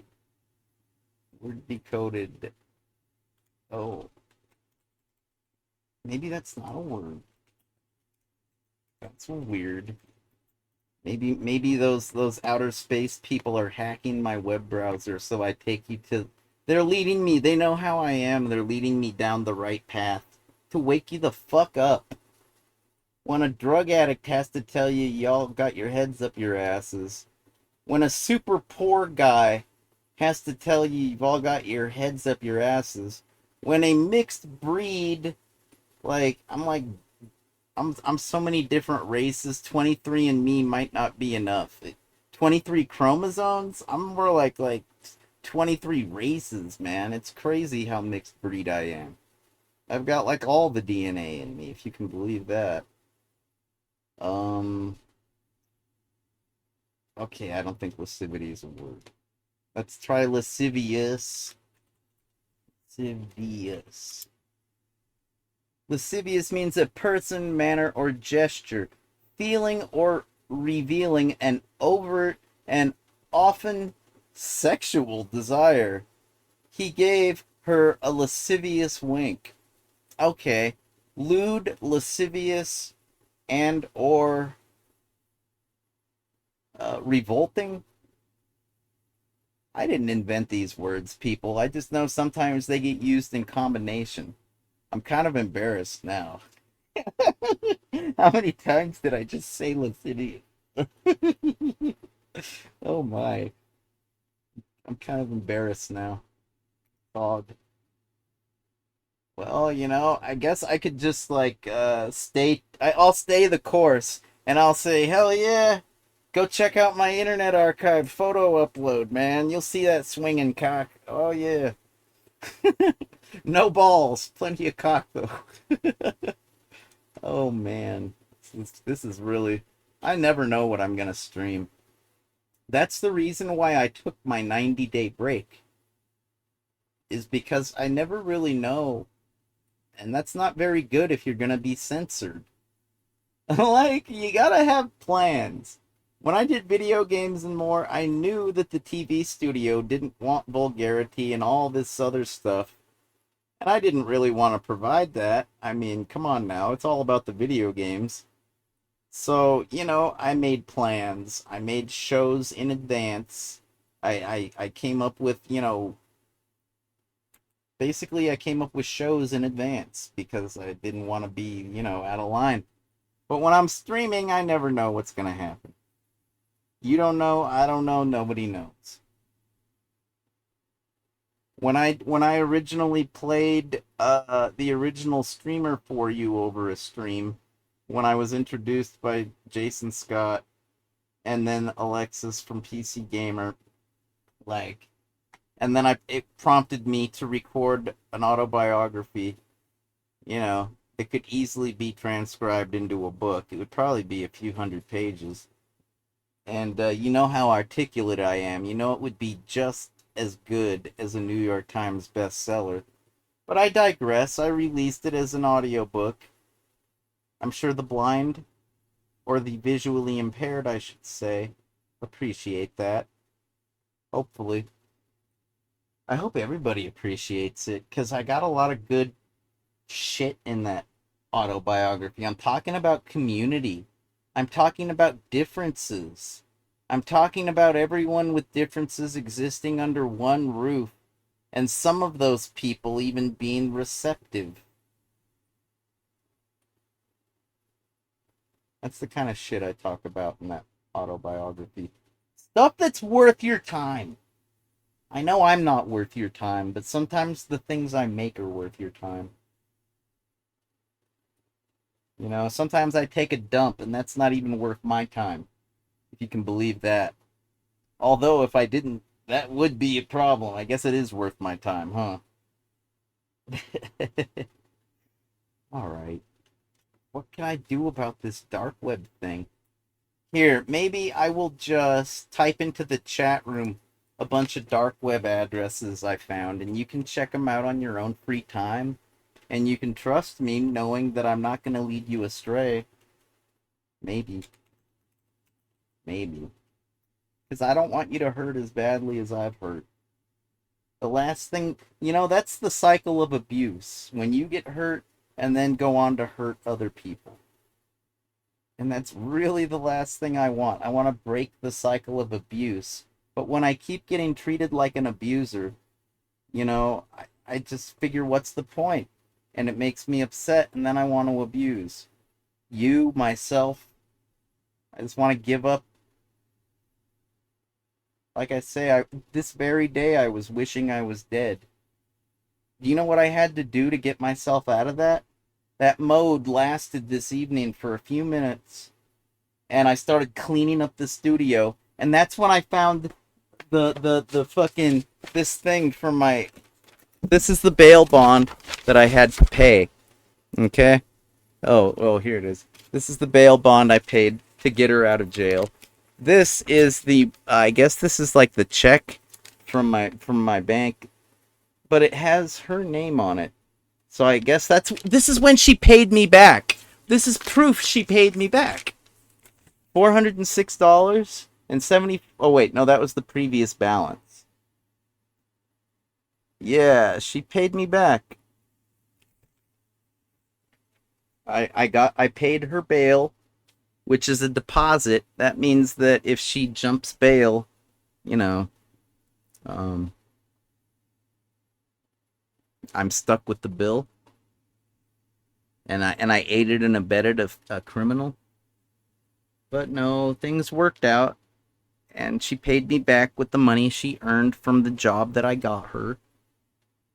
I got a lot of people jobs at that place. I got some of my 2600 friends, at least three 2600 friends of mine worked at that internet service provider.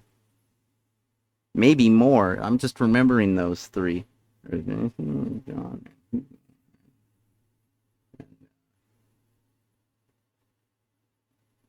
And I didn't just get those people jobs either. I got some of my like dirtbag friends from them. you know, I think I did. Yeah, you know what? It don't even matter. I made some dirtbag friends too. We're all just a bunch of filthy fucking dirtbags, especially when we don't have jobs. We're at. Let's see. Bail bond and release order. Next court date. Oh, there's my name and my old address. No, it's not the one from Video Games and More. It's a different P.O. box. This one's further west, kind of closer to the house where I lived. The day I had to give up that Video Games and More P.O. box, that P.O. Box 212, Tucson, Arizona 85701, the day I gave up box 212, it kind of broke my heart. It's kind of when I thought Video Games and More was over. And I grew up and I'm like, you know what? It is over. I gotta get a job. I gotta focus on college. I got a band. I got a lover. I got somebody I want to spend the rest of my life with. It's time to leave the video games. I gotta put the controller down for a little while. Broke my fucking heart. Almost as much as like not becoming an Arizona Wildcat because my neck was too broken to last in class. It's the auditorium size. You know, a community college classroom holds like 30 people in my experience, and that's you know a nice sized one. I guess maybe a double sized one could hold 60, but you know those are very few and far between. They're mostly about 30 student rooms, and you know those university auditoriums hold hundreds. So naturally, when you're off to the side because you can't keep a schedule and you got your neck careened and you've already got a bad neck from a deadly rollover where you held your dying drummer in your arms and he said your name and that was the last thing he ever said and he closed his eyes and you got to run away because the stench of gasoline is so strong, you know you're going to explode any second. You got to get away and save yourself.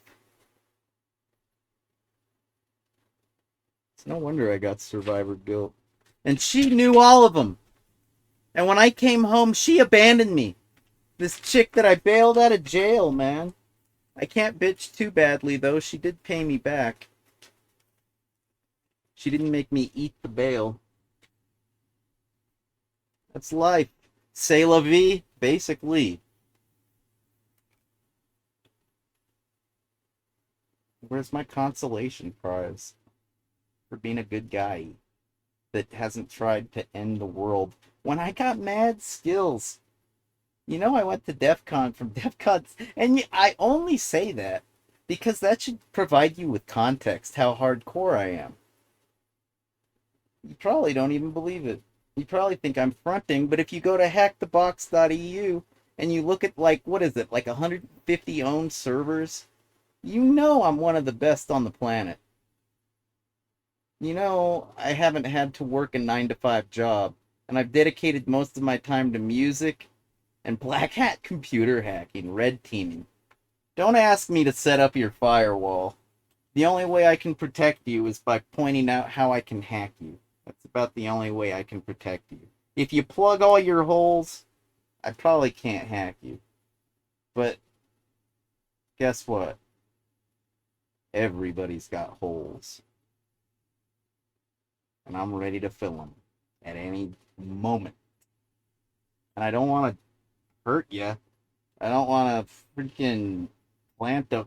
I don't want a RM-RF society Because there's a lot of vulnerable, oppressed people just like me that don't deserve that. They deserve a helping hand. Every last one of them. Despite what you judgmental elitists might think. Every last one of them deserves a helping hand, and they will never not deserve a helping. You say, oh, once bitten, twice shy? Fool me once, shame on you. Fool me. Yeah, whatever, man. You know? You're supposed to be receptive. It's a virtue. Receptive in mind, heart, and, like, in reality, like your physicality. You're supposed to be receptive. You're supposed to be. Most people are like heat-seeking missiles, and when they find what they're seeking, that's when they become receptive and shut everything else out. I was just the same way when I was your age. I only wanted to listen to hardcore punk rock, old school or no school, and I only wanted to, like, hack computers. I really didn't give a fuck about databases, system administration, software development, systems analysis, the whole shebang. The funny thing is, the more I learned about those things, the better my black hat computer hacking got. Yeah, man. And the hardcore punk rock, the more I listened to other genres of music, the more hardcore my punk rock that I made got. If you can believe that. Just listen to it. You can see my work for the most part. I got a GitHub. Some of that stuff's pretty hardcore. I got SoundClouds. All that stuff's hardcore. The more receptive I became, the better I became. If that's any incentive whatsoever.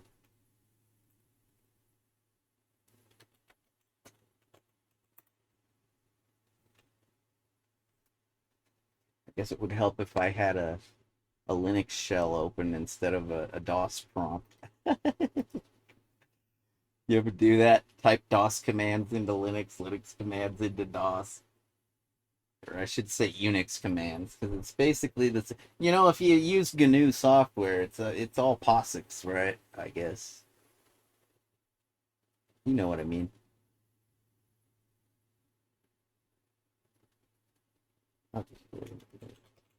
Oops. I don't know why that happens. Every time I open a new tab in Windows Terminal, I'll start typing and I gotta click in the window. I don't know why it's not like the active live window. It's like when I open a new tab, it takes the focus away from that window for whatever reason. Maybe it's on the previous tab still?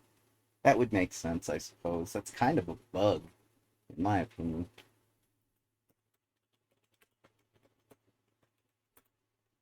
There it is. It's in my home directory. Isn't that funny? You know what? I got a good idea.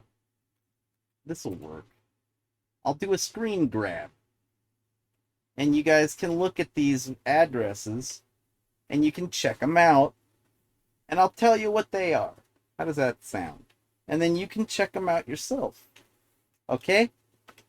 Because it's important. It'll give you context as to why the dark web exists. If you can believe that. And it's not really the dark web, but it just sounds so cool, doesn't it?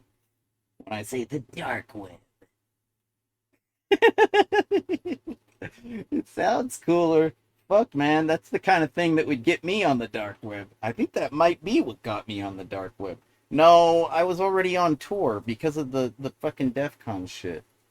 But I kind of left it, and then I came back to it when they started the dark web, dark net thing. I was like, maybe I wasn't giving the onion routers a chance, right? I don't know. I live in a pretty free country. I don't really need shit like that. Granted, when I'm taking over corporations and grabbing them by the balls, sometimes it helps. But I'd rather use good old-fashioned proxies like Wingates and SOCKS, HTTP kind of proxies, man. It's nice and old school. VPNs, sure, why not? That's just more obfuscation layers to protect me. It just sucks when you gotta get a reverse shell, because usually you gotta do like a DMZ on your home router, and then like, you put your box on the DMZ, and that's how you get your reverse shell. You're kind of making yourself vulnerable. It's a good thing when you go and delete the logs, like the UTMP, the WTMP, the last log. Yeah, some people use programs to like modify those logs and remove their entries. Yeah, nobody's that careful these days. Most, if you hacked into the place in the first place, guess what? They probably don't check their logs. You can just delete them, man. They'll fill back up in no time. Just delete the fucking logs, man. Don't worry about cleaning them. Don't, because you might forget. It's a bit tedious to scrub the logs. It's better to just delete them, man. Nobody's gonna notice. I swear to God. Cross my heart. Hope to die. Nobody will look. Nobody will notice a thing. That's the nature of things. People that don't care get fucked, basically. And hopefully people that do care are the ones doing the fucking, right? Hopefully. Hopefully.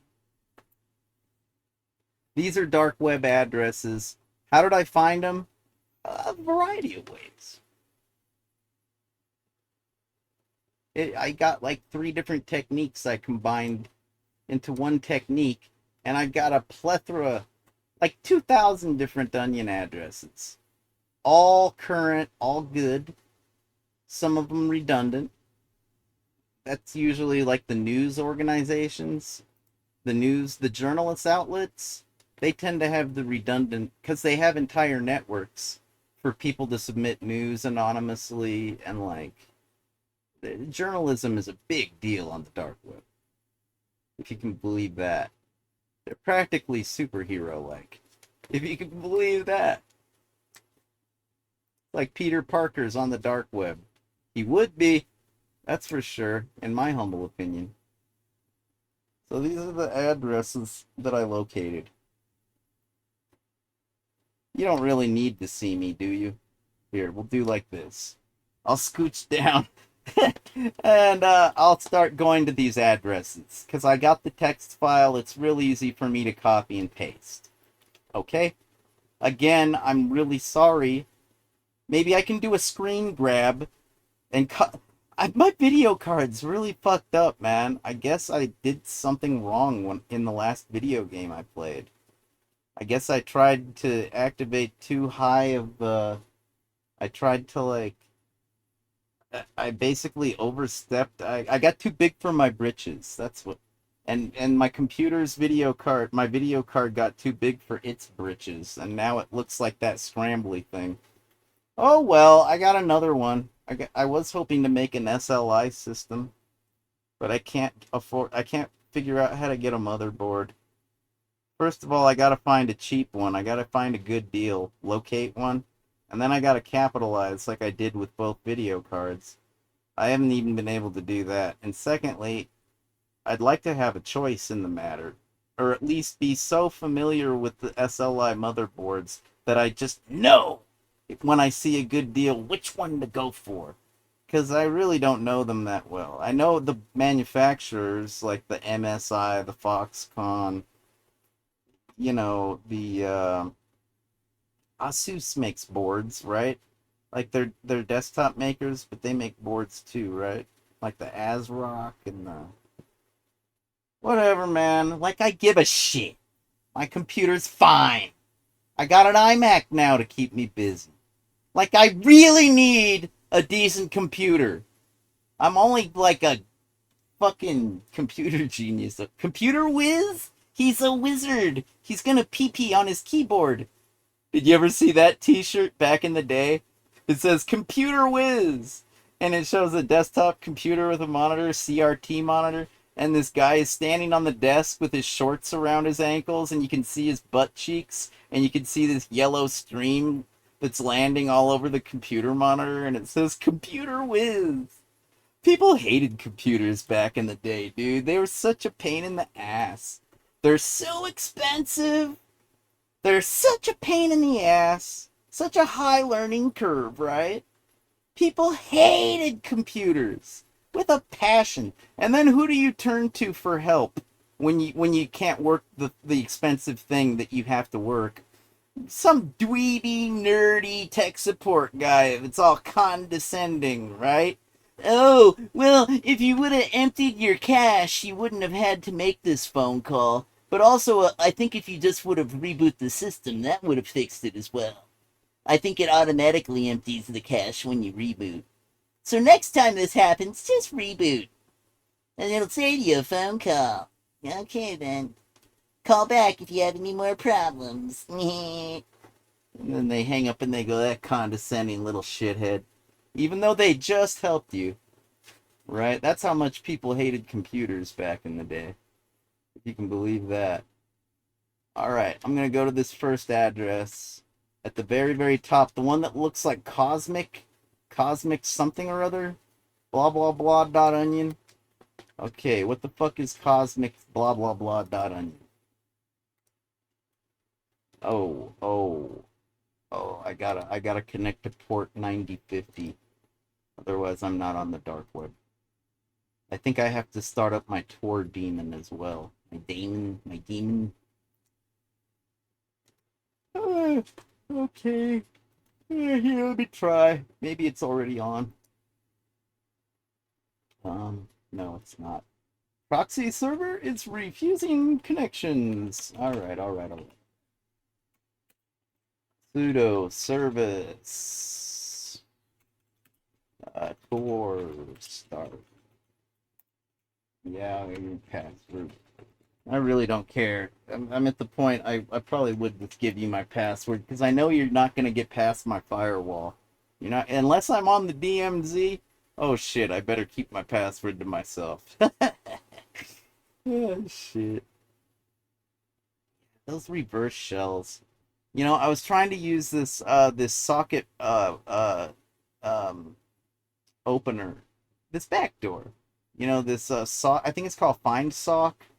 It's basically like a sockets based reverse shell connection where you don't actually have to open anything up on your end, which is good if you're going through a VPN or what proxy or what have you, and you can't and you don't want your, let's say that the thing that you hacked is so firewalled that the only way in is the one port that you found a way in on, and like you've got user access, so you can't reprogram the firewall or anything, so you can't bind a shell to any open ports for your, backdoor.